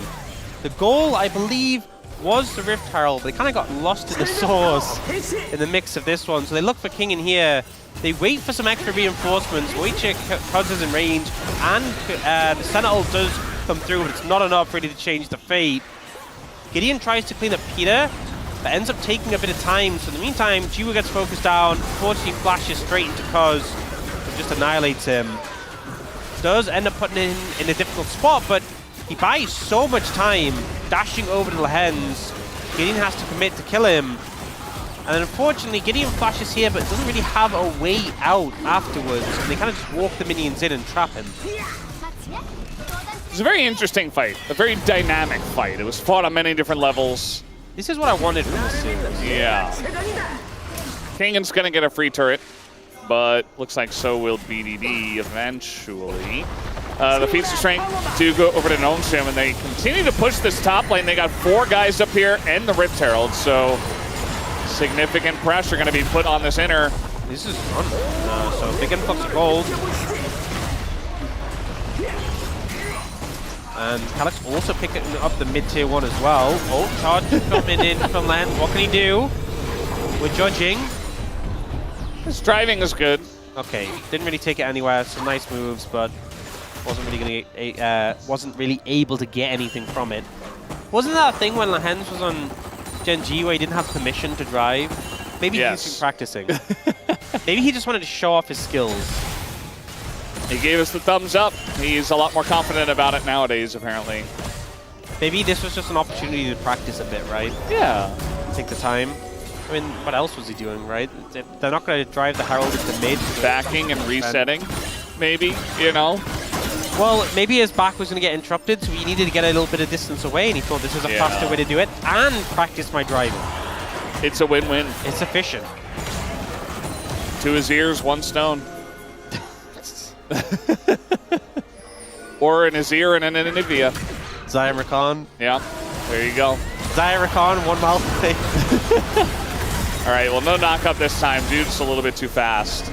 Again, movement speed, OP. You saw Diablo playing Sivir in the last game. Sprinting around, doing whatever he wanted. Just going fast. Bloodletter's Kiss picked up by King and Big Spike. Available. We do see Atakan spawning in 30 seconds on the bot side. Longshim trying to clear out some vision towards there. Seismic Shove comes up, but doesn't connect. Will we just start the Atakan on spawn? Not so sure. I feel like it's a very dangerous thing to do, but I kind of feel like we could just see it. We did just see, so Dokkan just picked up the Manam units fully stacked. That's a big spike for the Corki. A lot of Titan spikes coming through. Rapid fire cannon for Jiwoo. Gives him a lot of range. About to hit 60 stacks as well. I feel like both teams are saying, you know what, guys? I think we're ready to fight. Yeah, the real issue is that Perfect isn't really a champion yet. I'm not sure if he is going to be a champion at any point in this game, but the gap in top lane is gigantic. And you really need your Gwen to actually be doing something to cut through the healing of the Senna. They have a decent amount of damage elsewhere, but I still think that Perfect needs to be doing at least something, especially compared to Kingen, who is just gigantic on this Rumble. He doesn't have a huge amount of hard CC on his team outside of the Leona to set up some really big equalizers, but still he's been doing so much work in the side lanes and in these skirmishes that he deserves a shout out. Oh, we just saw, okay, I just saw Black Cleaver was bought by Gideon. Kingen, Calyx, and Jiwoo all just upgraded their boots. To me, that's such a signal that they want to throw down right now, that they want to fight. They want to throw down. Yeah. They want to rumble. They have a rumble. The difference in meaning between throw down and throw up. It's a very big difference in meaning. KT want to throw up when they're on the roller coaster and it's going up and down. Yeah. Nongshim want to throw down because they just bought a bunch of cool items and they bought new boots and now they're heading to, oh no. That's not much damage. He's got Rylai's. He's pretty tanky actually. Peter just gonna hop away. Doesn't really care about the Leona. BDD did have to flash though, so that's a big pickup there. Now trying to get on a G who's just alone. And guess what? He's being chased all the way down in the mid lane. BDD, though, not going to get the hit just yet. But Lahen's trying to get over. He's going to die as well. The equalizer does basically nothing. In comes Calyx, though. That's a very nice sweep. BDD in a ton of trouble. Does as much damage as he possibly can before he goes down. And it's actually a double that does go to him. But Kingen is really the final raid boss. And again, the guys who have the most health are him and Perfect, who is once again still very far behind Kingen. I'm just doing so much damage on this Corki, and I feel like the saving grace was Calyx with the shuffle. I think this was looking so bad. I mean, look how quickly he obliterates this Senna. And then BDD trying to clean him up on this one. Lahens tries to go for the saving play onto the Talia. Ends up very scrappy, very deep. The equalizer doesn't get a huge amount of value. The shuffle. I mean, if the equalizer was still available here, it would have been insane. Yeah. But the shuffle really saves the play for Nongshim there. And of course, they're just starting up Atakan. Yeah, Peter does not have a smite, and okay, it's going to be a smite from Lahens. Oh, Gideon wasn't there. Okay, that makes a lot more sense. Yeah. I was like, wait, why didn't Gideon smite? It's because he wasn't there. But now he's going to be here for Dragon. Hey, he's here, and he's got his own smite this time. And it looks like Nongshim should have major control over this area. I feel like if Jiwoo sticks with the team, stays safe, and doesn't get chunked out before the fight starts, like, Nongshim should not be losing these fights. And if he doesn't have the enemy Corki fly into his face and do 70% of his HP, yeah, I agree. Or like me soloing a Gwen in the early game and stuff. Like, he's just been alone. 63 stacks is all right at this point in the game. It's not amazing. Okay, Calyx is going to dodge that one, gets away. And now a lot of low health bars here on the side of KT. Gideon taking a bunch of needles to the face, and in goes Lehens. He's getting shredded so quickly by Duckdom and even the Gwen, but it is just Lehens, and still a lot of low health bars, especially on the Duckdom. So Nongshim considering this dragon. Oh, Gideon gets chunked. Yeah, it's a bit more damage into Gideon. He's getting a little bit too low. Look at the poke damage coming out from this guy. He walked out the shield. He walked out of the shield. He died to the dragon. BDD's like, okay, now he's zoned away. They don't have a smite, so we can just take this. No! The early smite from Cuz gives the free gift to Kingin and his friends. What? There was no other jungler there. That has to be secured. What a game. What a game. I love League of Legends. I am locked in for this. So, this was very chaotic. And the flash from Peter, a little bit off for Calyx. Was a good reaction from him, though. And the thing is, Lehens ends up very deep in this and does end up getting focused down. But so much damage is done by Nongshim from a distance. They have so much poke. So despite losing a whole member, a lot of damage is done to KT, limits their fight chance. And a lot more sustain on the side of Nongshim. And then here, just a flame spitter tick, I guess? Yeah. It looks like 1236. Said, do well. I'm not sure to who, though. Oh, to Gideon. He's like threatening Gideon. He's like, play better, buddy. Or at least that's the vibe I sensed. Classic Lehens. And yeah, it was at 1236, and then the smite is 1200, so yeah, one flame spitter, just 36. It's enough. The thing is, right, that was kind of crumbling under no pressure because there was no jungler anywhere near. Cuz didn't need to smite at 1236. When there's an enemy jungler there, sometimes you have to take the leap and smite at 1236 and hope that it syncs with someone else's damage and yeah, you know, it drops as you smite. Oh, not again. No, Gio, not like this. No, he doesn't have his flash and they're just hounding him down. It's just a free kill on Ascena, and this has been happening all game long. I feel like Nongshim are playing as a 4+1, right? For real? It's crazy. Oh, and the knock up into the knockback. It's crazy from BDD as well. I feel like Nongshim are playing as a 3+1+1. Oh, make it more, BDD. He says, I will win this game. I don't care who the other players in this game are. I feel like Nongshim are just 5 individuals on the rift, completely separate from each other. 2+1+1+1. 2+1+1+1. What are they? I mean, BDD, if he's gonna hit the shoves, he's gonna get the kills. And KT just find the winning series of plays. Just hit your skill shots. It's that simple. It's the Korean advice. Just hit the skill shots, win the game. All right. I mean, this is pretty unforgivable. He's by himself. Yeah, and then here, so the tower's dead. Everyone, look, that tower's dead. You know it's dead. So you're walking up. Okay. Now he's dead. Great. And then, why are you walking up as well? He says, let's go Baron. But then... Oh, man. I mean, let's down. Okay. Yeah. Now let's go Baron. Wow, BDD. Okay. Okay. I think everybody had the same reaction. Wow, okay, BDD. I mean, BDD's just... yeah. I mean, reminding everyone why everyone was talking so highly of him throughout rounds 1 and 2. Is BDD better than Joe? That guy had a point! No. Okay, well, Peter Serkan still. He's fine. And yeah, now with Baron, I mean, finally KT have taken the gold lead. I think they had it earlier on. Here comes BDD again. That wall is going to trap Lehens a little bit. They use Leona. I do wonder if they have the damage nearby. I can't quite overextend here. Probably a smart choice with Calyx standing right there, level 16. Lehens hasn't gotten solo picked yet, so maybe it's his turn. A 1+1+1. Yeah. Could happen. I need the full separation. I need to see the lay. Everyone just entirely by themselves. Yeah. He would be the last piece of the puzzle. That equalizer, very good, actually, to zone them back, and the damage goes through on a perfect, who once again is not really a champion. Duckdom gonna get exhausted. Cuz in a bit of trouble here, just elects to spin around really fast. And that will save him. He does have to flash as well. But we got Dragon coming up in 22 seconds. Nongshin turning this one around potentially. 2 Dragons apiece, so this is Soul Point 5 either team. And with BFX down, just have TP. But it would be very late for this Dragon, so I think they might just have to give this one up. Nongshin showing they are not out of this game yet.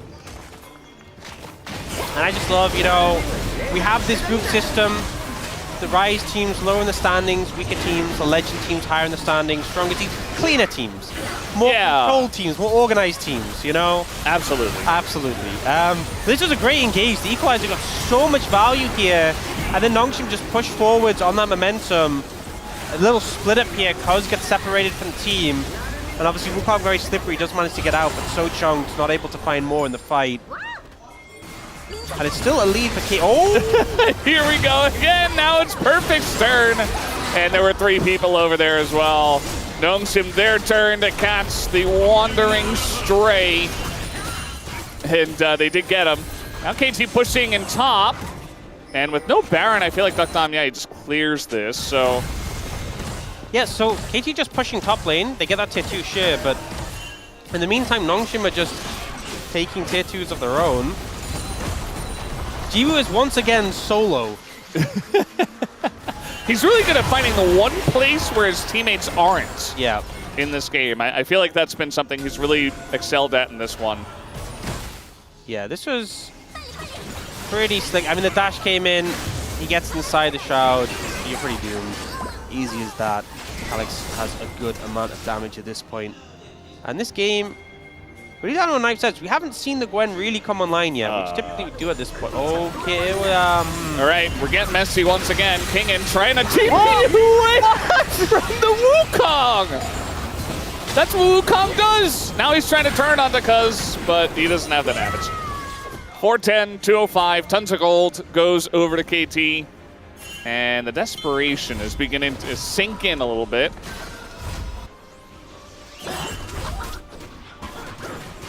Yeah, I have no idea.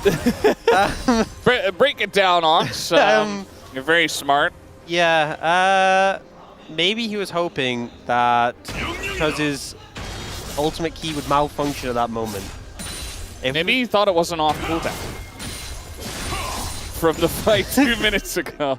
Yeah, I don't know. He's just desperately clicking his buttons. Maybe he's like, look, Cuz likes clearing jungle camps. Maybe he ulted a jungle camp greedily earlier, and he doesn't have it available.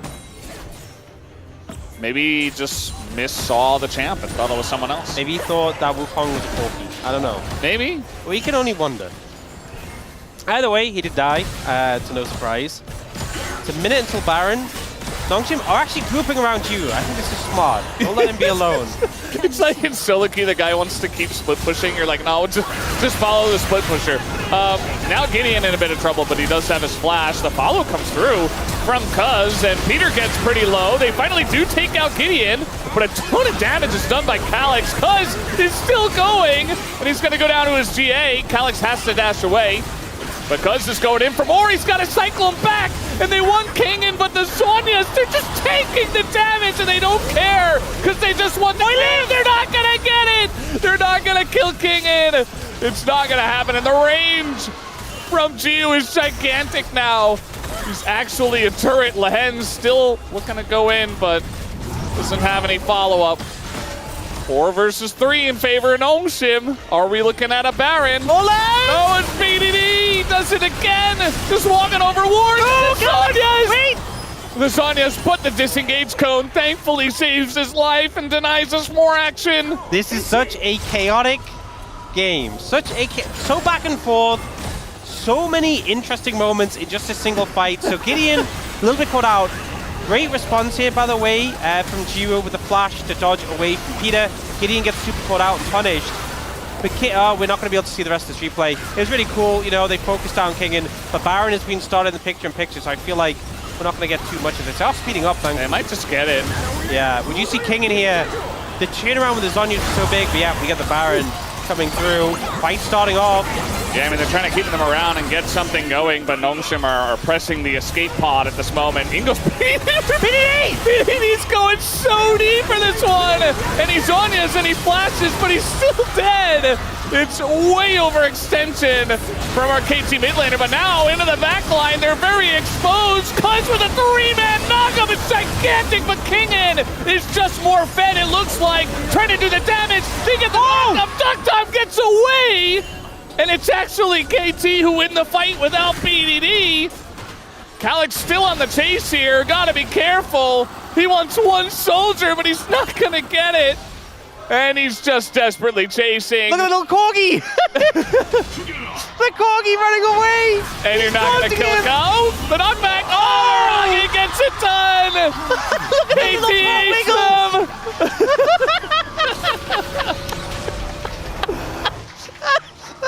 That was the best part, just a little butt running away from him. Oh man, Nongshim get the Baron, but unfortunately you don't keep any of the buffs. And this was such a crazy play from BDD. You know, we praised him all game. It's insane! Goes in, gets a double shove in the middle of everyone. Tuz gets insane value here though. Yeah. Waits out the equalizer, dives in afterwards, gets this double knock-up, and then flashes to follow up on more triple knock-up on the second ult. And look at this fight he has with G with the 1v1. I thought he was going to lose this, and the final slam kills him. Yeah. And then the chase. Oh man, the chase was so good. Just the fact that just the little corgi butt the whole time in his face. Just wagging the whole way. Taunting wiggling. That's peak. That's why that skin's the best. Yeah. Right? That's why that skin is so powerful. And now we're getting the Supreme late game. Like, Perfect is almost a champ now. And this Corki is... Oh, he went Bloodlord. How much... I mean, with the build, that actually probably gives a good amount of AD. He's gone, like, normally we see, like, a bit of a transition to crit after, like, the initial items. 375. He has... I mean, he has a lot. But he has a lot of health. This is a very... He's like 4,000 HP. Guys, this is like a bruiser Corki. He actually has so much health. So just... This is crazy. This is... Black Cleaver. It's actually pretty difficult to kill him. I think it's like just Kingen who can do it, really. I guess Calyx as well at this point. I mean, Leandri's value is pretty big from Kingen. There's going to be a lot of burn there, but it's still, yeah. And obviously, the lower he gets, I mean, you're not trying to get low HP in these fights as a Corki, but, you know, you get a lot more AD, percentage HP, percentage AD from that Overlord's Bloodmail. Yeah, Doc Dam still pumping a lot of damage. And with the high number... Oh, he's out. But Gideon, do they know? Wait, I think they know. The instant down maybe gets away, the charm comes in, and they're all piled in the circle. Equalizer goes down, but it's just not enough. The needles come over the top, Perfect gets it done. And they get the pick, and they get out. There aren't any objectives, actually, at this point, so I feel like continuing might have been the choice, but they didn't really use any summoners outside of the TP. Ooh. That hit on Peter maybe could have been something, but Gideon... 4-8-5 in the Xin Zhao, not having the best game. I don't know if I've seen a Xin Zhao die this much. Yeah. The game has been so wild that it kind of is understandable. I like how he just tried to stay in the brush, like, maybe don't forget I'm here. He tried his best to live. That final ult that came through really sealed his fate. And does manage to dodge away from the side quick shove to get out. And again, it's not going to lead to too much. They do get his flash for later, that's significant. Particularly when we think about it's Baron in a minute 45, it's Soul in 2 minute 30, and your jungler is now flashless. That does have relevance. Yeah. So that's important, I would say. But in terms of actual impact of that singular kill, pretty low. Just a bit of gold. I will say BDD working towards a Rabadon's and Calyx's as well. That's my question mark. Who will finish a Rabadon's before these final objectives? So I feel like this next Baron and next Dragon may well dictate the end of the game. Yeah. We will see. Rabadon's now picked up for BDD, so we have an answer in that regard. I think Calyx still a while to go, though. He is behind in gold. And Gideon working on a GA, whereas Cuz already has his, so would be nice if you finish that, but I think he's a while away. Black Cleaver finished because there. Look at the vision here in the top jungle. Nongshim don't have any. The top lane is push. The mid lane they're trying to get control over. But they're going to have to get some kind of vision, or they're just really not going to be able to challenge this without a Xinjiao flash. They might just try to force a fight. As you can see, they're really pressuring as much as possible in mid to try to get this positioning, but BDD gets the free push. He gets a wall down as well. He's coming over the top. Here he goes. Jiwoo in a bunch of trouble, and there's no threat onto BDD. Really down goes Jiwoo, and that's going to be a gigantic pick. This Corki is absolutely massive, and Cuz continuing to chase. Calyx is all alone, and I think Perfect can handle this. Calyx just going to flash away. He might just die to minions eventually, and the Baron just only spawning now means that, you know, they don't really care about this guy, but they might pick him out. He gets out, but no jungler, and I think they just got to give away this Baron anyway. But that is significant, because if he died there, they wouldn't have been able to defend Dragon at all. If you look at it, I think it's still maybe doomed. The Baron's obviously gone, but there's like 4 seconds between Gideon spawning and the Dragon spawning. They needed Hex Gates! Yeah. They needed Hex Gates for Gideon. The Hens is moving down to get vision. We'll see after the replay how that goes. But Jiwoo is just too far forward. You know, you're a Senate. Why are you the one on the front line? He has so much range. Even the Seeker's Arm Guard with Flash Barrier is still dead. And as soon as he goes down, I think the fight is doomed. So, a bit, all I can say is poor positioning from him, especially into a composition like this. But here, Nongshim have got that set up. You can see the rest of the team heading over, and I do think that Calyx surviving that actually was a difference maker, because he would have been still dead at this time if he died there. Yeah. So, yes, they lost a lot of gold there. Yes, they went down in Baron. Yes, they're behind, but they're here to try and defend. Boy, here we go again. No, Jiwoo! He's dead again! Meanwhile, the Perfect's going very deep in here. He's going to get knocked up, and he's really not the threat. He flashes in like assassin rock thrower Talia, and Kingin on the run is the only one left. I think KT finally did it. And yeah, they're just going to get a kill here at the very end. Triple for DuckDom, and KT win game number 1 of this best of 3 series. We could have 2 more of this, guys. It's 41 minutes in, and KT, they've finally done it, Ox. I mean, I feel like DuckDom's Corki was just monstrous. BDD had so many great shots. Cuz on the Wukong, an absolute masterclass. I feel like Kingin tried so much to turn that game around on the Rumble, but it just wasn't to be, and some critical errors at critical moments for the side of Nongshim there. A crazy game, though. A chaotic game. Very fun. Kind of what I'd hoped for from this. Yeah. A peak Legend Group game. But, yeah, KT showing why they managed to find victory the last time these 2 teams matched up. Definitely having the edge in this one. Yeah. Question is, can Nongshim bounce back in game 2? I think it's definitely possible, but need to sharpen up from some particular members. I think Jiwoo getting caught out a little bit too much on that center. Yeah, maybe a little bit too much challengers. I'm really not sure. I mean, we just want the old Jiwoo back, who was carrying his team and stuff like that, but this time he did a little bit too much of the opposite. So yeah, definitely have to shore that up a bit. DuckDom was insane. BDD was actually a madman. The Bruiser Corki was just doing so much damage, but like he had 4k HP. Yeah. So what are you supposed to do? Is this the new broken Corki builds? What's the counterplay? Is this part of why we're seeing Corki all the time? I mean, we're seeing more people transition to like crit afterwards. Yeah. You know? Has DuckDom unlocked the new tech? Demon build. Well, at least it's fearless, so we're not going to see it in this next couple of games in this series. Assuming there are 2 more, because I'm definitely assuming there are.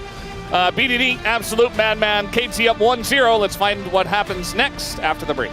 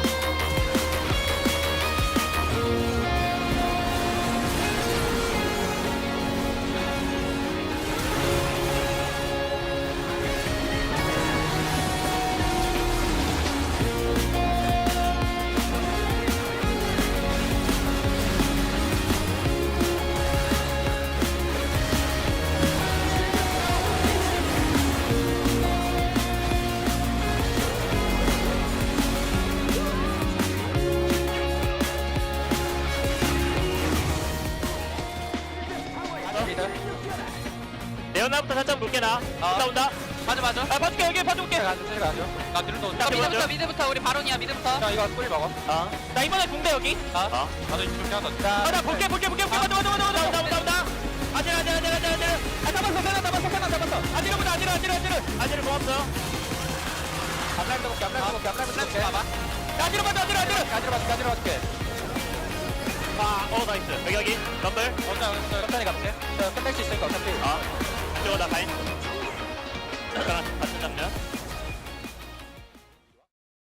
The time has come to prune the tree.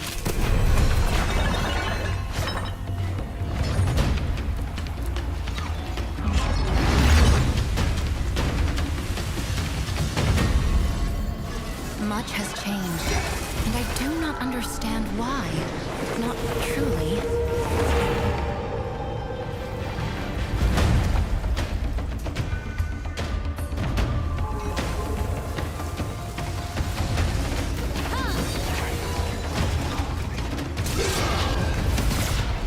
Set upon them.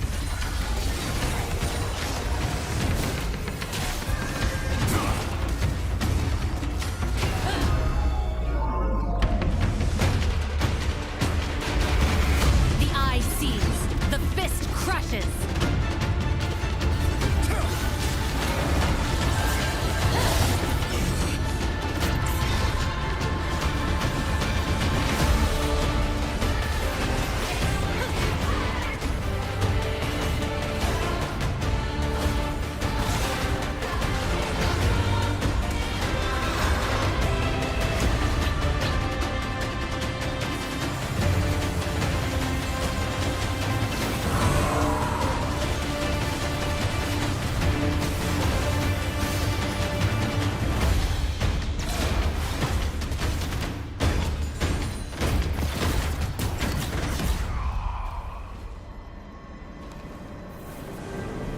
I mustn't take a single breath for granted.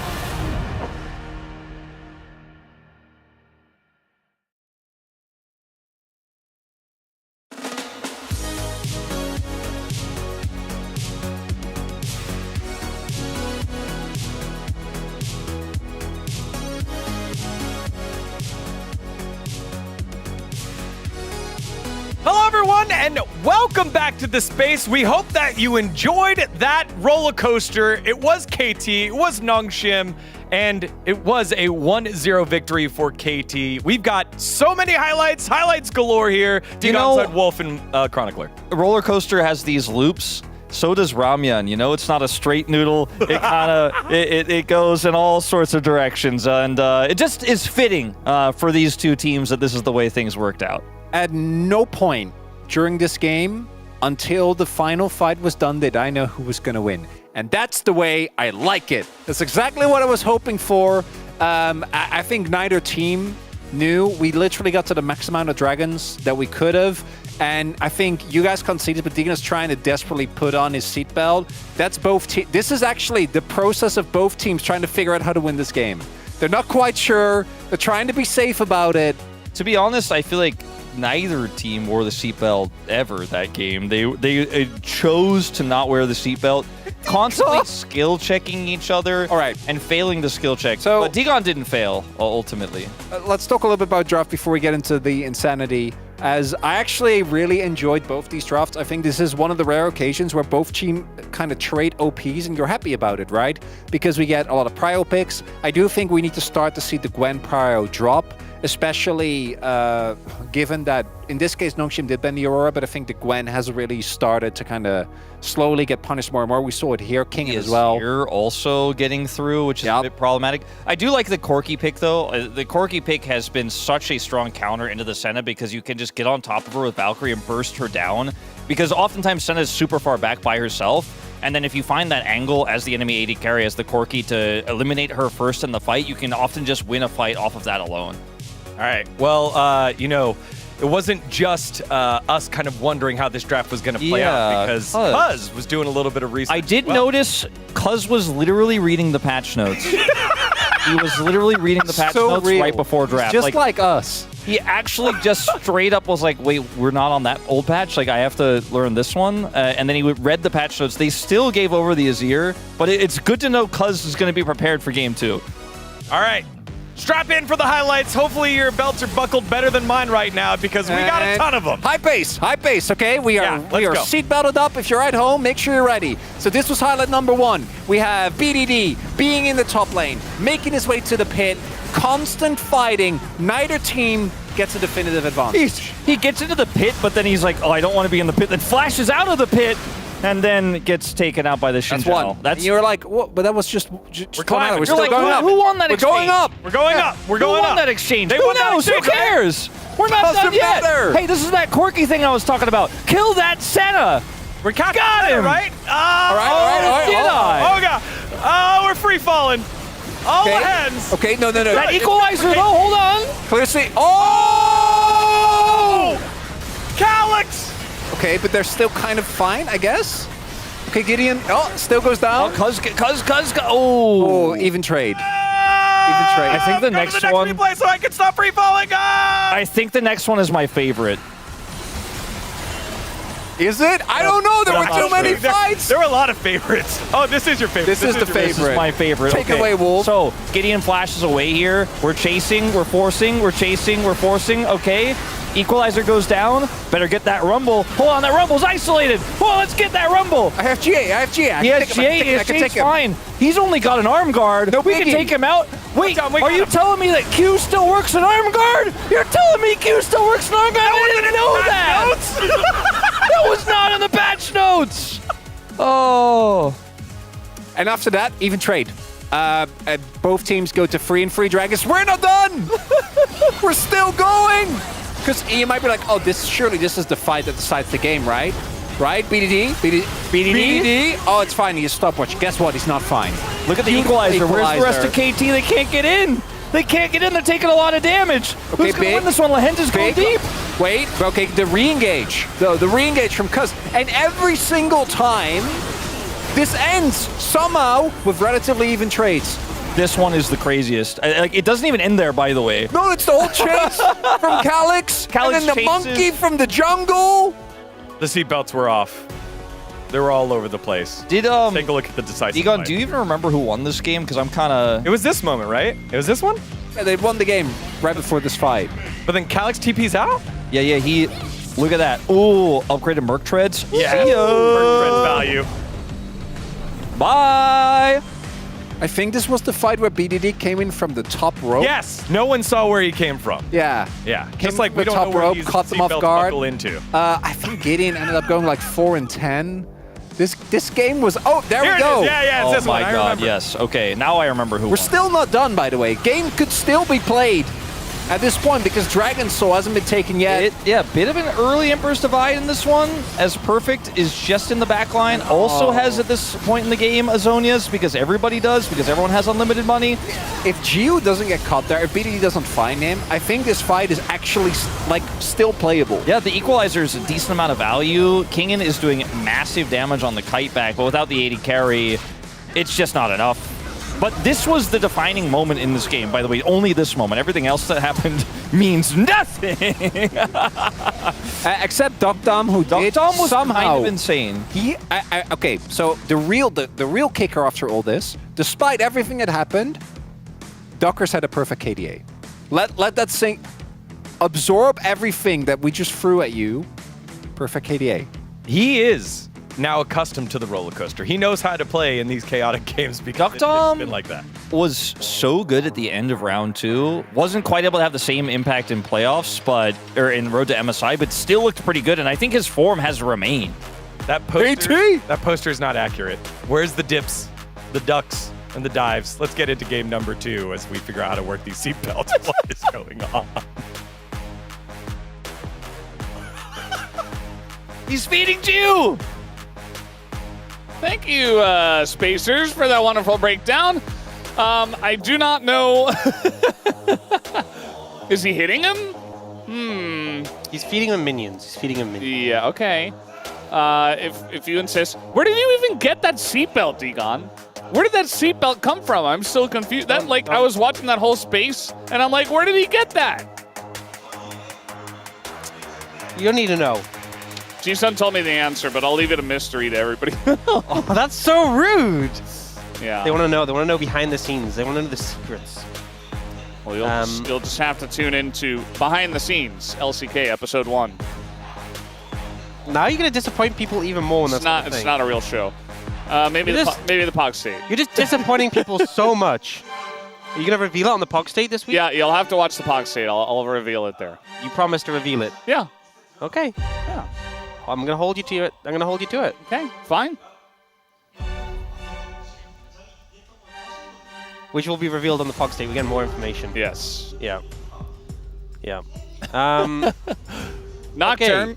I like that bet. Honestly, I feel like based on how the previous game went, Nocturne would have been so OP. Because we were kind of talking about how it's just C champion, kill champion. It kind of, BDD was playing Nocturne, but it looked like Talia, right? Yeah. He was just picking people on repeat. So I think it's a good ban.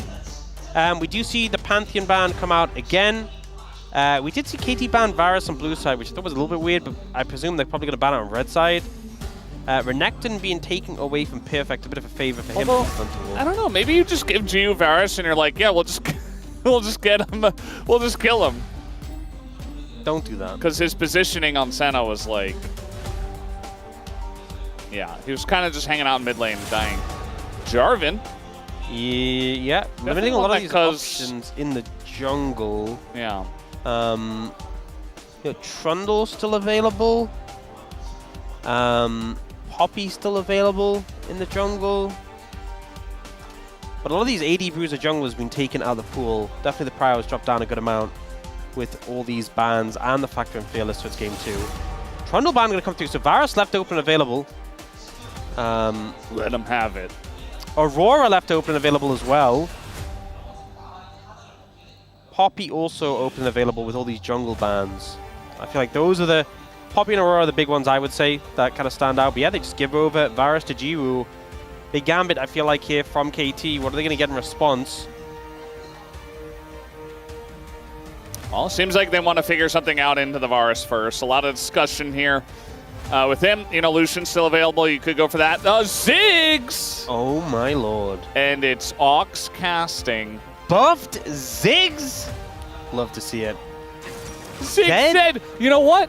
We used to see this, actually, into really immobile carries. You just go Omega, like, I'm going to throw bombs on you and Zed on you, and you just can't play the game. Yeah, there's not much you can do if Zed ults you, and like he doesn't have to do much damage. You can just like E, snap back, hope he hits you with a Q, and then you get ulted on top, and you're in a pretty bad spot. They go for the Yone Sejuani combo, a lot of engaged threat. But again, I feel like Ziggs can play around this, honestly.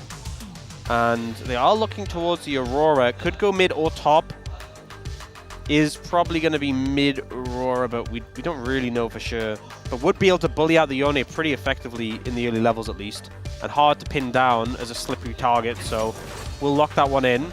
Yeah. And now figuring out what we are going to ban. Support still hasn't been picked, and presumably top lane. You know, it could be flexes, but presumably top lane is the option left available for both teams. There's already that Renekton ban that came through before. I feel like it would be really nice for Perfect to play a tank. I know he's not really a tank player, but with Trundle bans and, you know, providing a frontline for all the damage dealers you already have, feels like it could be really nice to pick like Ornn or even Also, Sion. A lot of the AP top laners are gone, right? Gwen, Rumble are gone for Fearless. Aurora's being picked. Yeah. They already have Yone mid and Varus AD carry. It's a heavy AD composition, so a tank top could have a ton of value. Do it, Perfect. The only thing is you would lack AD a bit yourself, but you do have that Zed already. So maybe if you're not as concerned. Yeah. Assassin, Zed.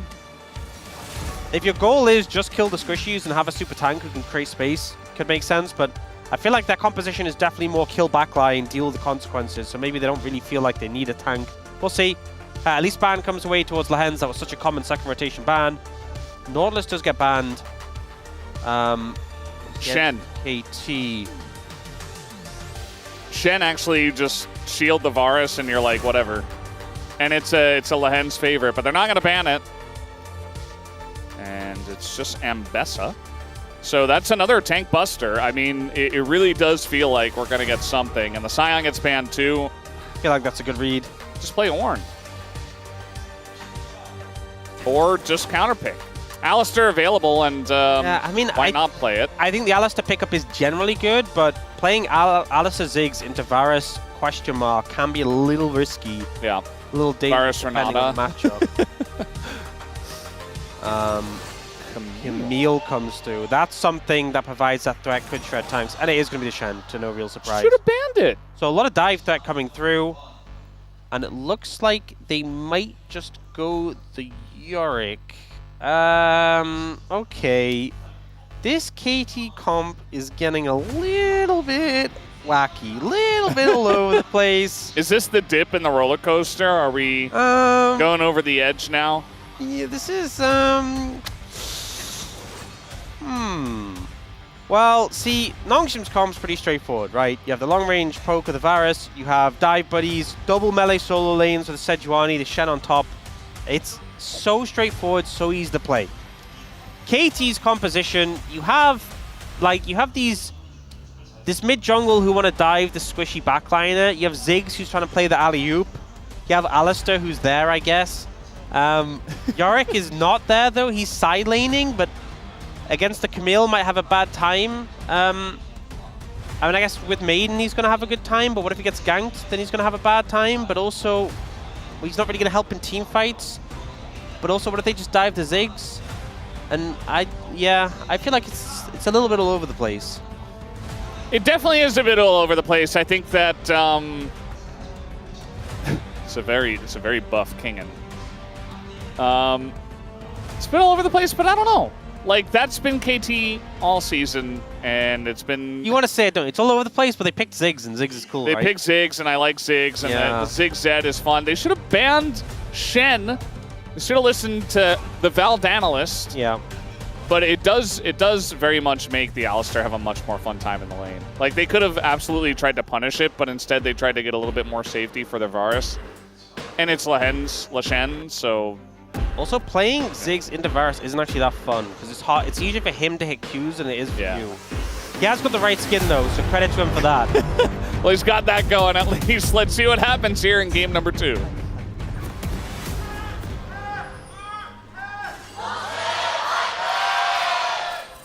미니언 생성까지 30초 남았습니다.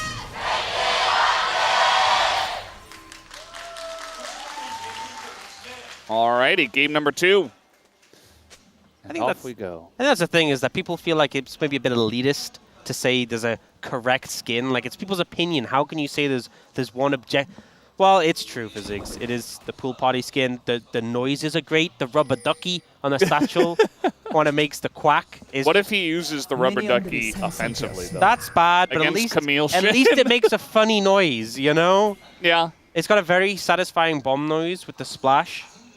That's true. A lot of people use, like, Arcanist Ziggs. I don't, you know, it's a nice skin, but I don't really like the noise, like the kind of, like, glassy sort of. It's just not as good. Everyone knows funny skins are the best skins, right? Yeah, like Corky. Yes. Correct skin. Yes. Yeah. Like, there are other cool Corky skins, but they're just inferior. They're just sorry. inferior. I'm sorry to say it. That's just, I don't make the rules. That's just how it is. Yeah. There was a bit of a heated debate about the correct Rumble skin over at EWC. Oh. Super Galaxy seems to be the go-to for most people. That's the default. That's kind of the default skin. As Peter just going to headbutt here. But Atlas was very much in favor of Rumble in the jungle. Where do you lie on this one? What do you think? Of course he is. I am of the opinion that you should definitely play Rumble in the jungle when you're playing Rumble in the jungle. I think that's the cultured approach. That's a little bit confusing because if you're playing the skin, you're playing Rumble in the jungle. No, but if you're playing in the role jungle... Okay. So, Rumble last game was played in the top lane. But if you're playing Rumble... They're diving the Ziggs, by the way. Ignite comes down and a flash away. That's first blood going to the Varus. It is traded back. And Duckdom has TP, but so does Gio, and there's a lot of... Meanwhile, we had a solo kill in mid, actually, which we totally missed during this dive. Wait, BDD's nearly... I mean, BDD's nearly got combo. He can kill him. All right. 2 more autos. 2 more autos. 1 more. Oh! Yeah! Peter smacks him down. Can't milk those! Wow, what a start. And we were talking about Rumble skin, which is important. But yeah, so the Alistair Ziggs level 1, pretty weak. And we see it suffer there into the Varus Shen to the point they dive. It's a 1-for-1 though. Ziggs has TP, not a huge hit. But the fact Peter also gets the solo kills, so it's a 2-for-1 overall. Pretty nice for KT. Yes, it's only gold onto Peter, but I think KT will take that. Now, King is pretty low on HP. Actually, Perfect having a good time in the early levels in this matchup. Yeah, Perfect kind of like snuck past him. I don't think he saw him. Well, he's going to see him now, so that's going to be good timing here for Gideon. Actually, the hookshot comes in. Perfect. In a bit of trouble, low health as King, and he's taking a lot of minion hits, but I just don't think it matters. Perfect doesn't have the damage at this point in time, but King a little bit low on the damage too.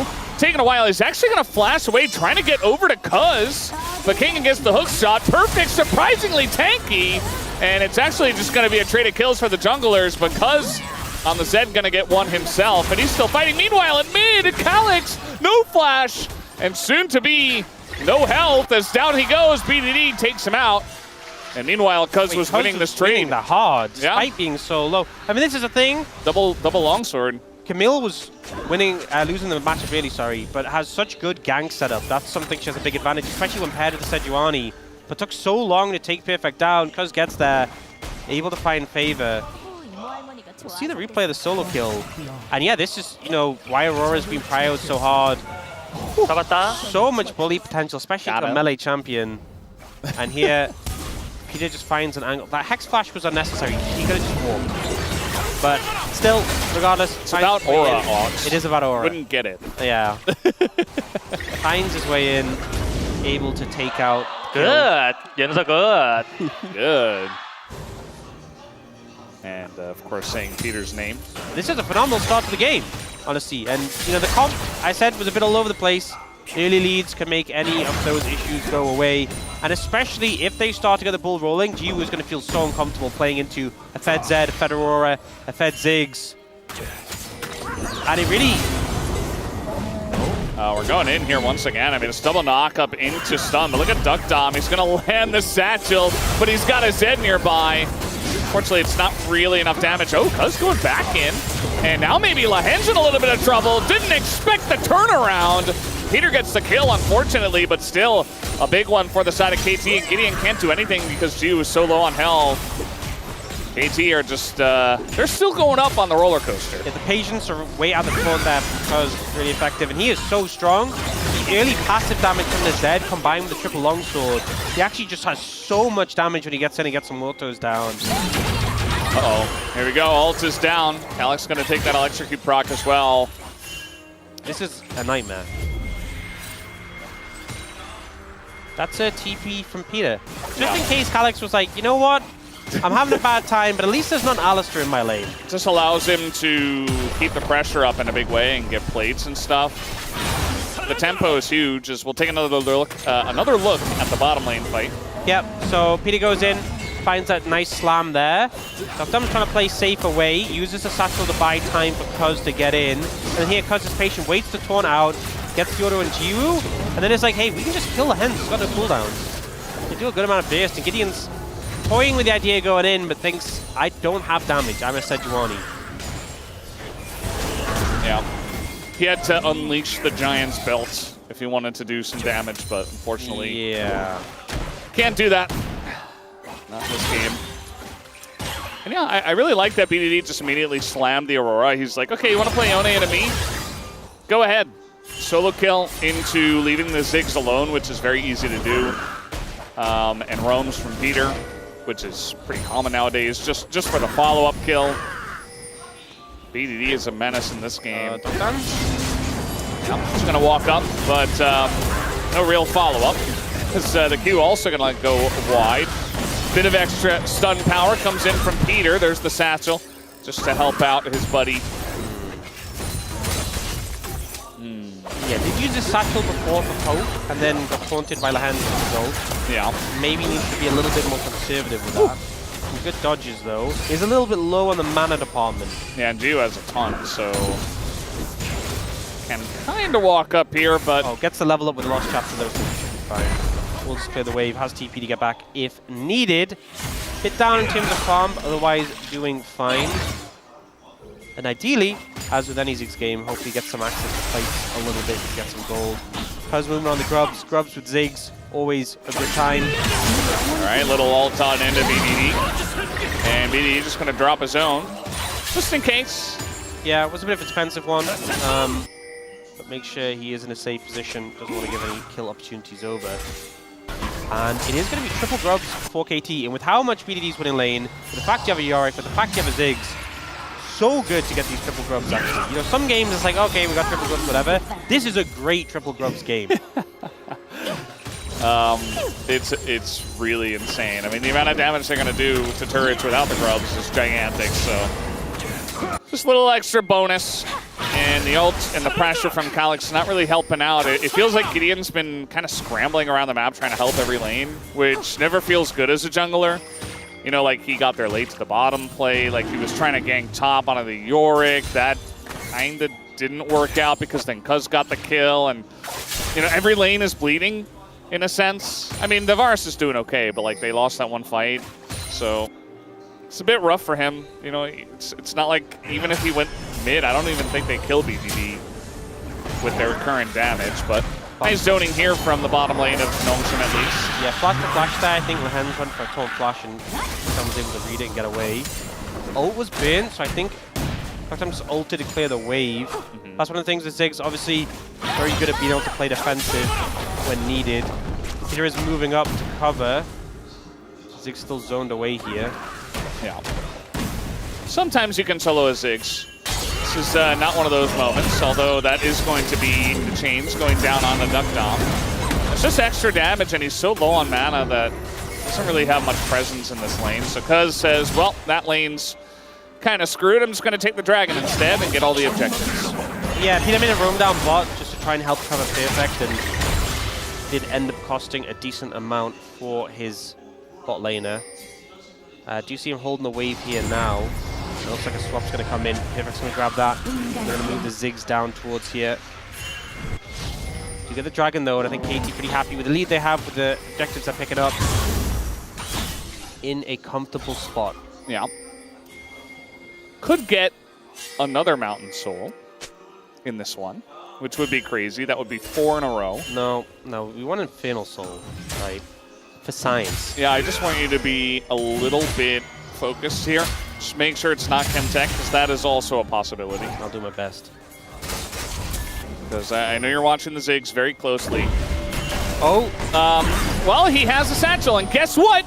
If you save it and use it defensively, you live. Guys, how broken is Satchel, by the way? How broken is that ability? Did you hear the rubber ducky too? That was so cool. It was so great.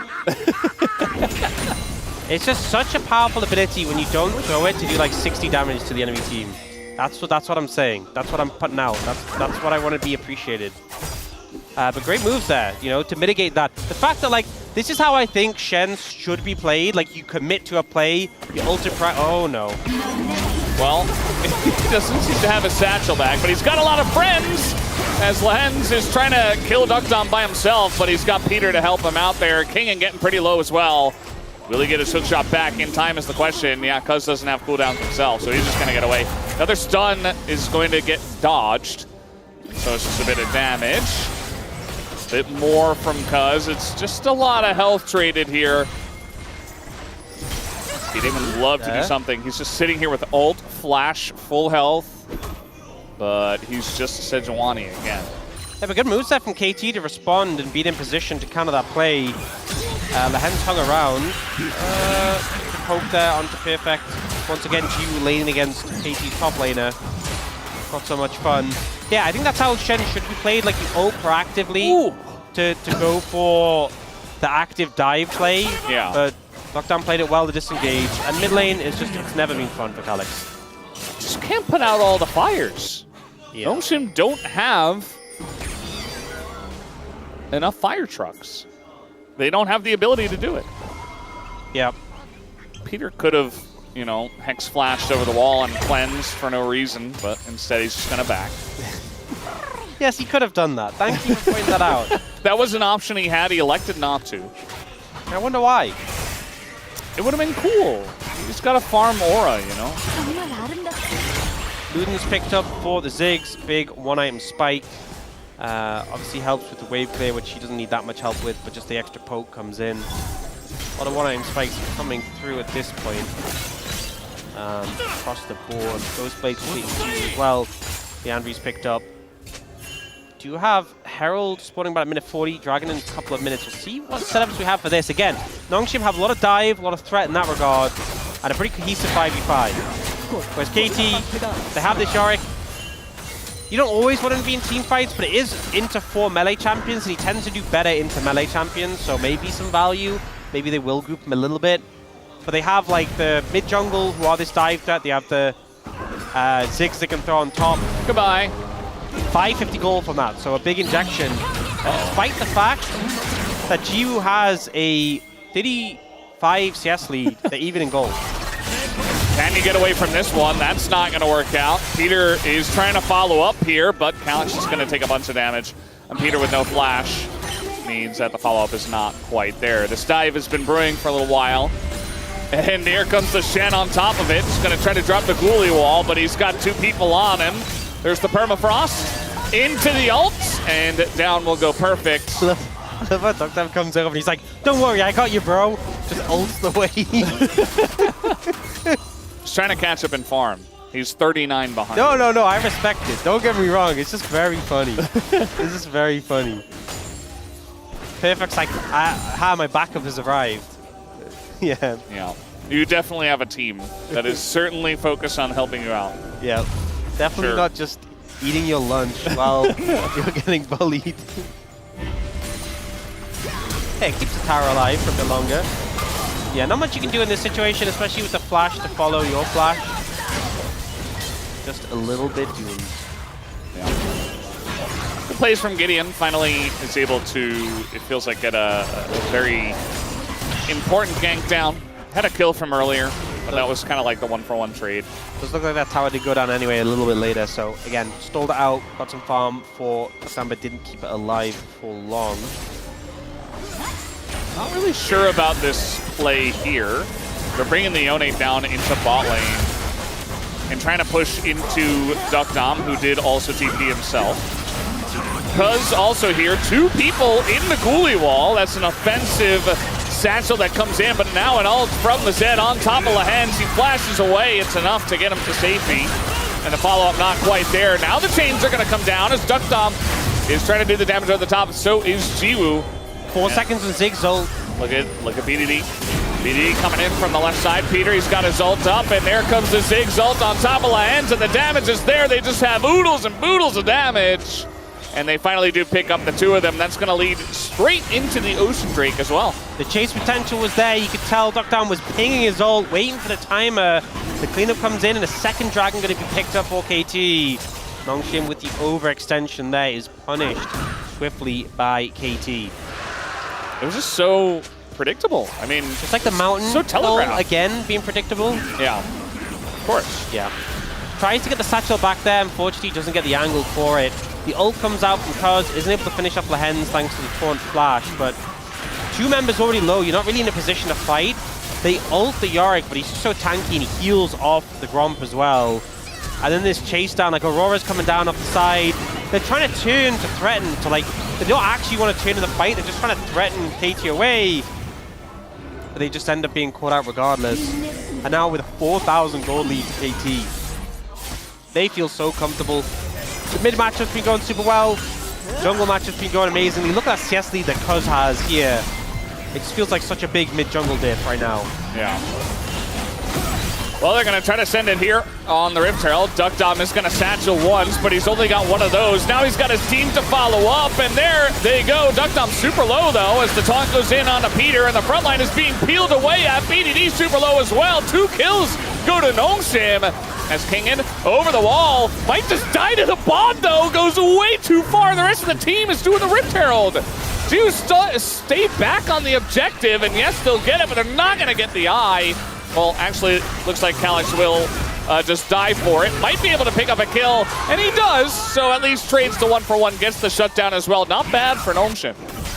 Yeah, honestly, all things considered, Nongshim do okay in that one. They managed to get the eye. They do trade down in terms of kills, but considering the deficit they were in, Duckdom just a little bit overextended here. Does get a good satchel, creates some space, but is followed up on after his flash. Takes so much damage. The team has to do so much to keep him alive.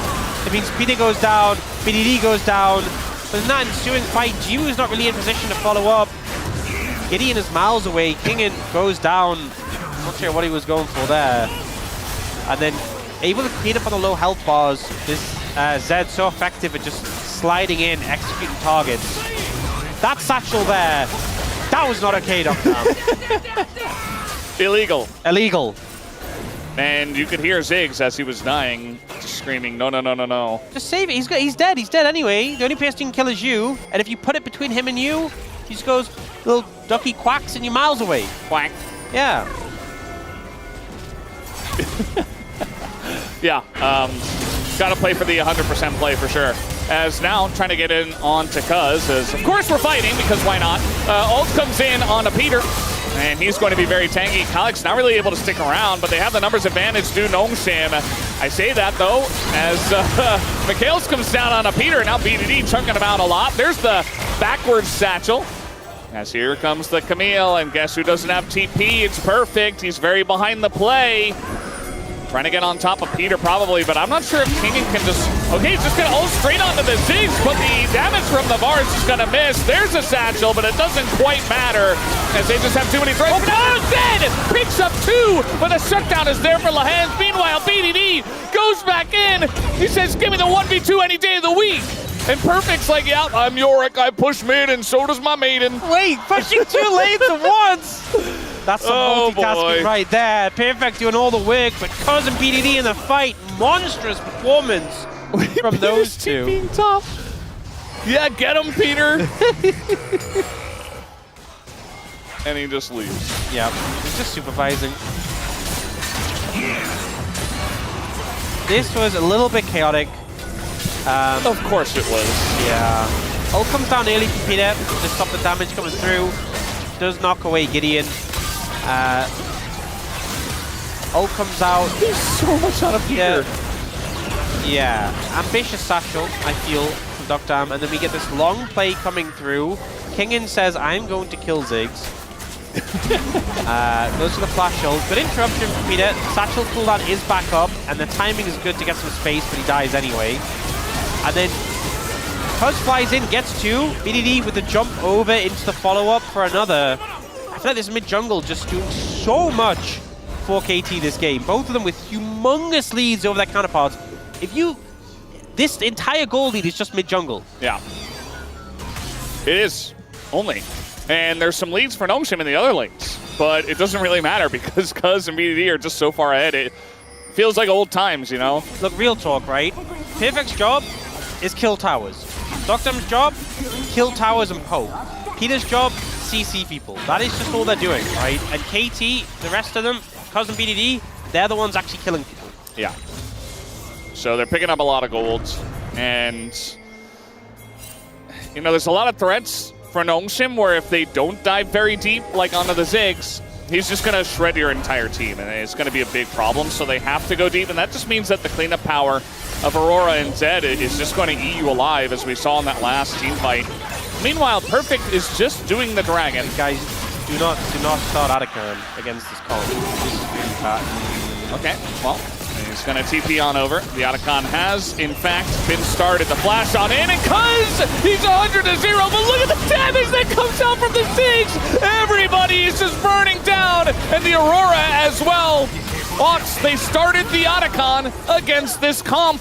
Guys, yeah, even if your health doesn't get that low, it shreds your resistances. You think they read the patch notes on that? No. Yeah, so they just did 1 million damage. You gotta remember as well, this is a Bloodletters Aurora, and it's a Shadow Flame Ziggs, who also has a ton of pen. Yeah. And they just, that damage was insane. But, you know, I think anyone who's read the patch notes wasn't really surprised by that. Chronicler is probably molding right now. Yeah, so they end up getting shredded a good amount. They then dive in. Ziggs pops the ult and does like 1 million damage. And then BD's just there for the cleanup. It was really well played by KT in fairness, but Nongshim, this was not a surprise. Yeah. I think they could have started it and gotten the TP out of Perfect, and that is the fine play. That was actually okay. Yeah. But you have to back away. Let the stacks drain off. And then even if, like, KT started, let KT build up the stacks on them. They don't have good tanks to tank it, and then you re-engage on them. You have great engage. It's fine for you to give them a bit of space. In the end, so they end up having a bit of club, and now KT pushing up. They will kill this tower extremely fast. Yeah, tower's gone, and okay, saving it for now. Down will go the inhibitor as well. The autos from the Ziggs. Will the inhibitor go down? Okay. Yes, it will. Mountain Drake now is going to be started up by Cuz, which makes a lot more sense than just Perfect.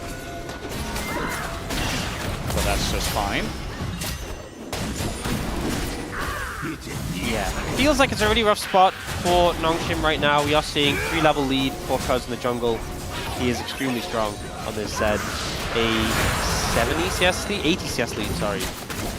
They don't have the numbers to say how much CS lead it is, so I have to do the maths live. Yeah, a little tricky. They should do that as well. Just why do we have to work it out ourselves? True. Yeah. At least they have the gold there between the players as well. Yeah. So that helps a little bit. Yeah. But yeah, the minion diff, they don't have that. They should do an item counter as well. So it says, okay, what's the item difference between... Yeah, true. The amount of times casters have been like, oh, he's on about 2.5 items at this point. It's just like that hesitation because we have to do it ourselves. Yeah, also real talk, some items are like, you know, some items look cooler than other items. You're like, oh yeah, this is like... Like Magi Soul Stealer with 10 stacks on BDD? Yeah, but that's like, okay, that looks like a full item, but it's like a cheap, it's really cheap. Like, okay, what BDD has right now, this is fake 4 items, okay? Because it costs as much as 3 items, but it's like got the power of like 4 items. Yeah. Because you have the active of the Zhonyas, which is what you really care about. And then you have a Medjai's with 10 stacks, so you get the movement speed. So like it kind of feels as good as having, it's not as good as 4 full items. I'm not going to say that, it isn't, right? But considering it costs as much gold as 3 items, it feels like it's like 4. That's why I said 4 fake 4 items, you know? Yeah. It's kind of an OP spot to be in. This is the sort of spot you want to be in when you're like, this is the big fight to end the game. You know, maybe if you're like 1 dragon away from Soul, You know, maybe if there's like an open inhibitor in mid. Yeah. Maybe it's like 25 minutes into the game. These and are some Baron's good up. examples. Yeah. Yeah. All of these conditions when it's a great time to have this exact build. Oh, like right now. Yeah, BDD, you know, historically has always been really good with item decisions. Oh, no. Oh, that was, yeah. I thought Cuz would just ultimate and kill him, but no, apparently not. Showing immense restraint. Yeah, Docdown went the Void Staff a little bit. I mean, it makes sense, because again, they want strong items now. He doesn't have that much gold. Rabadon's very expensive, but I wanted to see the Rabadons. Cuz is just hunting people down now. Like, they're just running around the jungle looking for people. Oh, look at you! Oh, he's so dead. Yep, he is Omega dead. And down he goes, non-surprisingly, as Cuz, he's going to get out as well. He even gets McHale's by the Alistair, and Kingan's like, oh, my job was to target one person. We got a triple kill coming on in. Doesn't look like it'll be a penta, but it should be a quadra if they give it to him. And nope, it's going to go the way of Duckdom, who gets zoomed in on by Jonah Strong.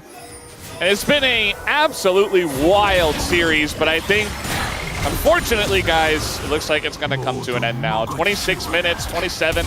Very fast second game here for KT. They don't even need the Baron. All they needed was this really cool composition with tons of damage. Peter going to stand still and Aura Farm right in his face. 2-0 here for KT tonight. Yeah, I mean, we saw the 3-0 in the road to MSI. Question was, would that remain the way it was going to be between these two teams? And the answer is yes. I think game 1 was a little bit more all over the place. Game 2 more convincing, despite a comp that was a little bit perplexing, I think, in some ways. But the mid jungle was just so strong. And I think, honestly, that's the hardest thing for me. Is it mid or is it jungle? I think I'm leaning towards one of them. But they both I know who I would vote for. They both had a pretty fantastic day. And also, Duckdom had a pretty fantastic day. The Corki in particular, he had such a good performance on. I would vote for the Maniac Talia, personally. But I think it's a good point. My mind immediately was like, okay, it's got to be BDD 100%. But I think there are some other good shouts. You know, Cuz, Duckdom, sure. Although I think Duckdom kind of fell out of the race in game 2. Yeah, I think so. Duckdom, there's a strong argument if it was play of the game for game 1. Yeah.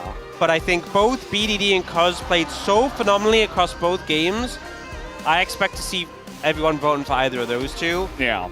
My suspicion is it's going to lean towards BDD, but I do hope that Cuz has some votes because he definitely deserved it. He had a great performance. Maybe it is Cuz though. I don't know. You never know with the votes for both of them. I mean, that game 2 composition, I feel like was live or die by the Aurora and the Zed. Yeah. And they lived by the Aurora and the Zed. And I will say, Nongshim died by the Aurora and the Zed. And multiple times. It came true. Yeah. Live or die, just depends on what side you're on. And KT, the scores may be the same, going into the Legend Group 10 and 8, but the form is definitely not. I think KT looking to rack up some wins and start to climb higher in this group. We saw early on bit of a crazy dive coming out from Nongshim that ended up backfiring a decent amount, with Peter going for the solo kill onto Jiwoo. Just Alistair thing. There's a little fakey. You walk away because actually when you're too close to people, it's harder to hit the combo than if you're the right distance. Yeah. I realized it at the exact same time as you, but that it's actually such a cute little interaction. Peter knows. I imagine he's got thousands of Alistair games under his belt. And it's funny, like, he had a great game. Game wasn't even really about him by the end of it all. Game wasn't even really about Ziggs either. Yeah, you know, unfortunate. But we got to see a Ziggs. We saw some good satchels, some not so good satchels too. It really was just the BDD Cuz show. Cuz had some crazy... Honestly, the more I think about it, the more I think it is just a hard decision. But I feel like a lot of people will probably lean towards BDD, but I think Cuz had such a phenomenal game in both of them. Yeah, no, for sure. I think BDD was a little bit flashier. He got like solo kills. He had like insane plays on Talia, like the walls and stuff. But like the Wukong as well from Cuz was crazy. Multi-man Wukong ults. He kept finding like key members. He kept a lot of fights alive, for sure. Yeah. And then obviously Zed was really good. Yeah, I feel good with my decision, but yeah, I think both of them played really well. And then here, this was just the guys. let's just kill Jiru. The flanking Yorick, and then he flashes so he doesn't get hit by the Zigzag. Like, I've never seen a more dead AD carry than... Well, that was the idea, right? Yeah. You pick Zed and Ziggs 1-2, and it's like, yeah, good luck, Varus. And then we saw Yone jump on Duck Dam, and he just threw the rubber ducky on the floor, quacked at him, and then he's like 3 miles Quack. away. It's that powerful. It's so true. Well, guys, post-game, you see that Duck Dam did the most damage. Just Ziggs things, man. That champion just never does not do the most damage. And, yeah, never really that close of a game. I mean, there were some back and forths in the early game, but at the same time, like, it still felt like it was very much in KT's grasp. Like, multiple solo kills, all the kills going on the Zed early as well, compared to, like, the Sejuani getting kills, which, you know, it's just not nearly as much value. So. Yeah. Honestly, a bit of a shame for Nongshin, because I feel like game 1, there was more hope. And I think game 2 just kind of fell a bit flat. You know, I felt the comp was cool. Kind of showed some potential signs, but it's never really managed to find headway. I feel like the Alistair pick had a lot of value, shut things down. And it is going to be BDD who picks up the POM player of the match. It's not a big surprise. It was going to be BDD because I was slightly leaning towards BDD, and I'm sure that the majority of us were slightly leaning towards BDD. I want to see the votes. I hope there's some because. I think there should. There should be, but I'm always a bit like, because I could feel like if it was all BDD, it wouldn't surprise me too much, but I feel like Cuz should get some votes for his performance. He definitely should. It was 13 out of 13 for our first series. That one wins over to Raptor. So we were thinking like maybe some for Diablo, but maybe it'll just be 13 out of 13 again. But guys, we do have the interview ready with the POM. Let's hand it over to Deer for the translation. 맞대결 KT 롤스터의 POM BDD Thank you very much, guys. 인터뷰 나눠보겠습니다. This is Deer for the POM interview translation, joined by BDD on the side of KT Rolster. 오늘 정말 감탄밖에 안 나오는 경기력을 보여주셨습니다. We were just in awe this entire match. After a long break, the LCK has commenced, and you start out with a victory. How do you feel? You know, I was feeling a little nervous since it's been a while, but I'm just glad that we're able to win today. Yeah, you just managed to show up always, and it's simply incredible. Is this the true power of Summer's KT? Honestly, because of how hot today is, I'm actually not in a great mood. In game 1, your Talia, from roaming to teamfighting and playmaking, they were executed perfectly. And the fans and the analysts, everyone just watched in awe. So, how was it in your perspective? You know, the laning phase didn't go as well as planned. But I tried to flank, avoiding their vision, so I think that just worked out pretty well today.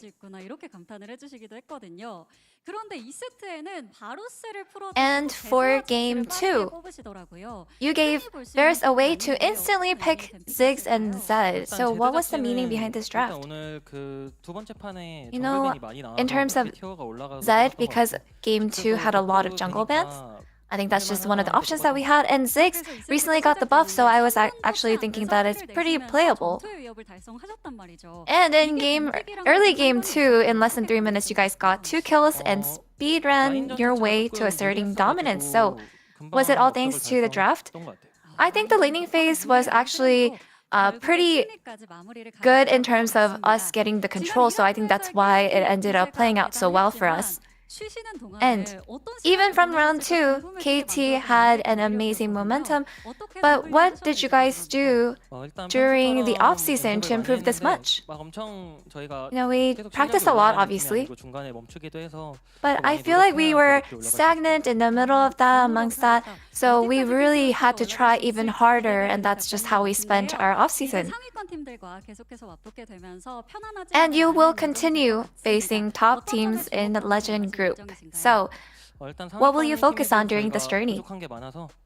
You know, amongst the top teams, I think we have a lot of things that we need to work on, and there's a lot of room for improvement, so we will try harder to try to live up to our expectations. And anything you would like to say for your match against Hanalife Esports. We will keep on trying to keep our winning momentum going. And that's the end of the interview with BDD, and back to the space. Thank you. If you're playing against KT, you better hope it's not a hot day. Otherwise, you're going to get cranky BDD, who gets himself the POM up to 600 points in that one. Solo kill in game number 2 to really kick things off, and showed why KT got a 2-0 here in their first Legends group match.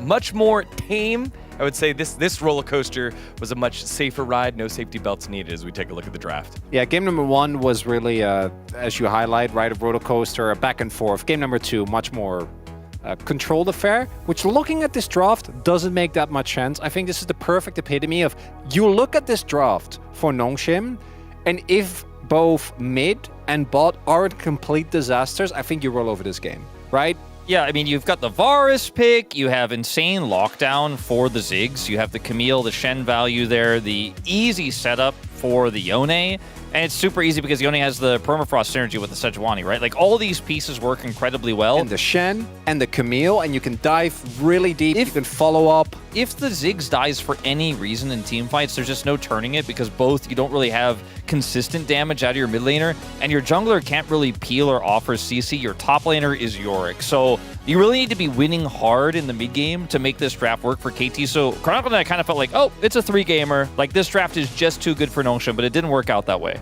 Because of the way that the laning phase played out, right? And that was, for me, there were 2 parts of that. It was BDD just single-handedly winning, and then Peter was the other one on the Alistar. Yeah, got the bot lane rolling there. So it was 3-1 just within like 3 minutes of that game, and went the way of KT after that. The Zed got rolling. Let's take a look at the POM, as it was BDD getting the victory, but was it a perfect? No, it was not. We did get one based Peter vote and one, you know, a reasonable Cuz vote. No, I think for me, Cousin, we knew it was going to be BDD, right? We discussed it as well. Sometimes I think both of the Viancast and me like to do the shout-out vote. I'm just surprised there's not more Cuz votes specifically. Yeah. But I think that if you look at both his Rakan in game number 1, as well as his Alistar, like his Alistar actually won that game too, I firmly believe, because he was able to win bot lane really hard, then rotate to mid, and BDD had already solo killed, he was in a good spot, but then once that second kill came through, the game was basically just done. Yeah, I want to give a shout out to, obviously I voted for BDD, as you guys already saw, but I feel like the other player to give a shout out to is DuckDom, who had a great series. Obviously his Ziggs was a little bit shakier in game 2, but BD picks up right where he left off, good right? build, though. One of our strongest mid laners at the end of round 2. And even despite like the loss in Road to MSI, he still was the best performing player on KT, and he's just right back into it, right? Like nothing changed between round 2 and 3. And I know that we were, you know, kind of nitpicking there with DuckDom's Ziggs, but we've seen some bad Ziggs. It was good build, and okay, you got Dove. There's a Camille on the other side. There's Varus on the other side. I think it was still an overall good game there for DuckDom. B in BDD stands for Beifong. Somebody get this one? That is an Avatar reference. Yes. Tough Beifong. Tough Beifong. Because he's throwing rocks. The James Cameron movie, right? Oh. Okay, well, that's this. Oh, God. He throws rocks. I'm just kidding. I know. He knows. All right. He knows. He might not know. It wasn't the blue person. All right, let's see what else we got here. All right. LCK help you rating.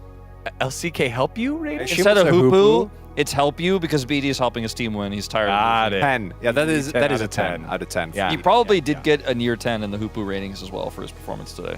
Yeah. We'll have to take a look at that later. Hoopu help. There we go. Got it. Sorry, DuckDom. I'm getting the POM again today. Go. He knew the meta. He knew the POM. We all knew, yeah. After game 2, we were like, sorry, Duckers. It was close. It was close. Yeah, it wasn't. I think BDD just having a really good performance, particularly given how we've seen some other mid laners really struggle at the moment, right? The form of Showmaker obviously has dropped immensely. I think Zeka might head towards that as well if he doesn't pull it back. So BDD could be vying for that second best mid laner spot. Trophies, you know, it's Trophy. We don't talk about spot. Yeah, he's pretty good. Let's take a look. 2 more here for BDD. Lesson number 1 versus KT. Never give BDD a mid chip. That's right. Prince is making up the rules here. Yeah, Prince already taught us this about Chovy. maybe actually I think he took it even further and said, don't give Chovy a champion at all. For BDD, it's just don't give him any meta mid champion, and it's not allowed. Thank you, Professor Prince. And here's our final comment of the day for our series here against KT. There it is. Rule 1, put BDD on mid lane. Rule 2, don't forget Rule 1. We got a lot of rule sticklers. They haven't really tried to put BDD on. Big fan of rules. So far, BDD's teams have not missed out on this. They haven't tried to put him in top jungle. It's actually they could though. You know, BDD top, run it back like Xiaohu did. I could see it work. As far as I know, never been benched either. He's just been on the mid lane for his team. It's been pretty successful outside of that Nongshim roster. All right, well, with that victory, let's take a look at the standings here. Or oh wait, one more thing. We had the lower third of the gold because it was a pretty big gold difference there. Yeah, in the jungle. Cuz was just gapping. This is just classic KT, right? And it's why I was really expecting more Cuz votes. I think that this is the peak Zed performance that you're looking for, because Zed in theory can get ahead when it comes to farm, when it comes to being able to make a big impact in games. But in practice, we don't often see that, and both him and BDD had absolutely ludicrous gold leads. Yeah, I mean, it's just good old classic times if you're a KT fan, with both mid and jungle popping off, and their nameplates are Cuz and BDD. This is a matchup that can be very volatile. That can go both ways, but if the Aurora spacing is really good and you can keep putting that pressure on like BDD did, you can start to generate such an insane lead. And then obviously once your team gets ahead and you can have the resources of the Alistar coming mid to further your lead, things just fall apart here. But we also wanted to showcase how strong the mid gap was, especially in terms of gold. The Calyx didn't even play bad. Right, it was just BDD was just that good. Yeah, a couple hero plays on the Azir earlier. Couldn't quite get it going there in game number 2. As we take a look at the standings now, KT win the battle against Nongshim in a 2-0. So this game score, the point score, going to matter, because look at that. T1 KT could potentially be tied after tomorrow's matchup. Very close battle there for third. It doesn't bode well for Nongshim, because this is their, in theory, weakest opponent, right? They are expected to be 4 for 5th in the in the Legend group rather. So a 2-0 in particular is a big deal. Yeah, KT almost kind of starts to seem like they've got the Grim Reaper knocking on the door meme going, where they took out Nongshim. No, it's too obvious. It's perhaps too stepping obvious. Forward, maybe jumping up to third place. No. You're building up to a Gen G win, right? Maybe they could be the first team to do it. They were the closest to do it in regular season so far. Well, we'll see if they're going to be able to do it. Tomorrow, though, we have another LCK Roadshow over at Inspire Arena. It is the T1 Roadshow. T1 versus Gen G, a huge matchup here for T1 on the Legends group. Then we come on back, and it's the Bros against DRX in the Rise group. Who you got for that one? Bros versus DRX? Yes. Yeah, it's Bro. I'm a broer. Yeah, Bro, 100%. They look way better right now. 3 Bros just on a desk. And you'll get to see that tomorrow against DRX along with T1 and Gen G. Thank you all so much for watching, and take care of yourself. We'll see you tomorrow for more LCK action.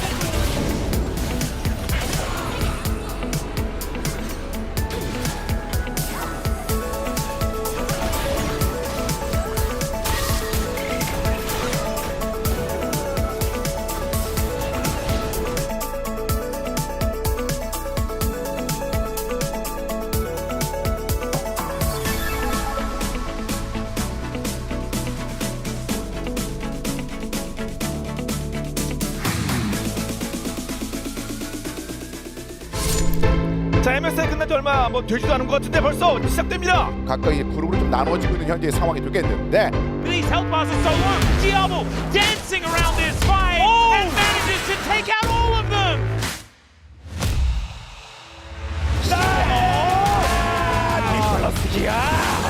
라이브가 끝난 게 아니잖아요. 잘 극복하고 올라오는 것도 필요해 보입니다. What doesn't kill me makes me stronger.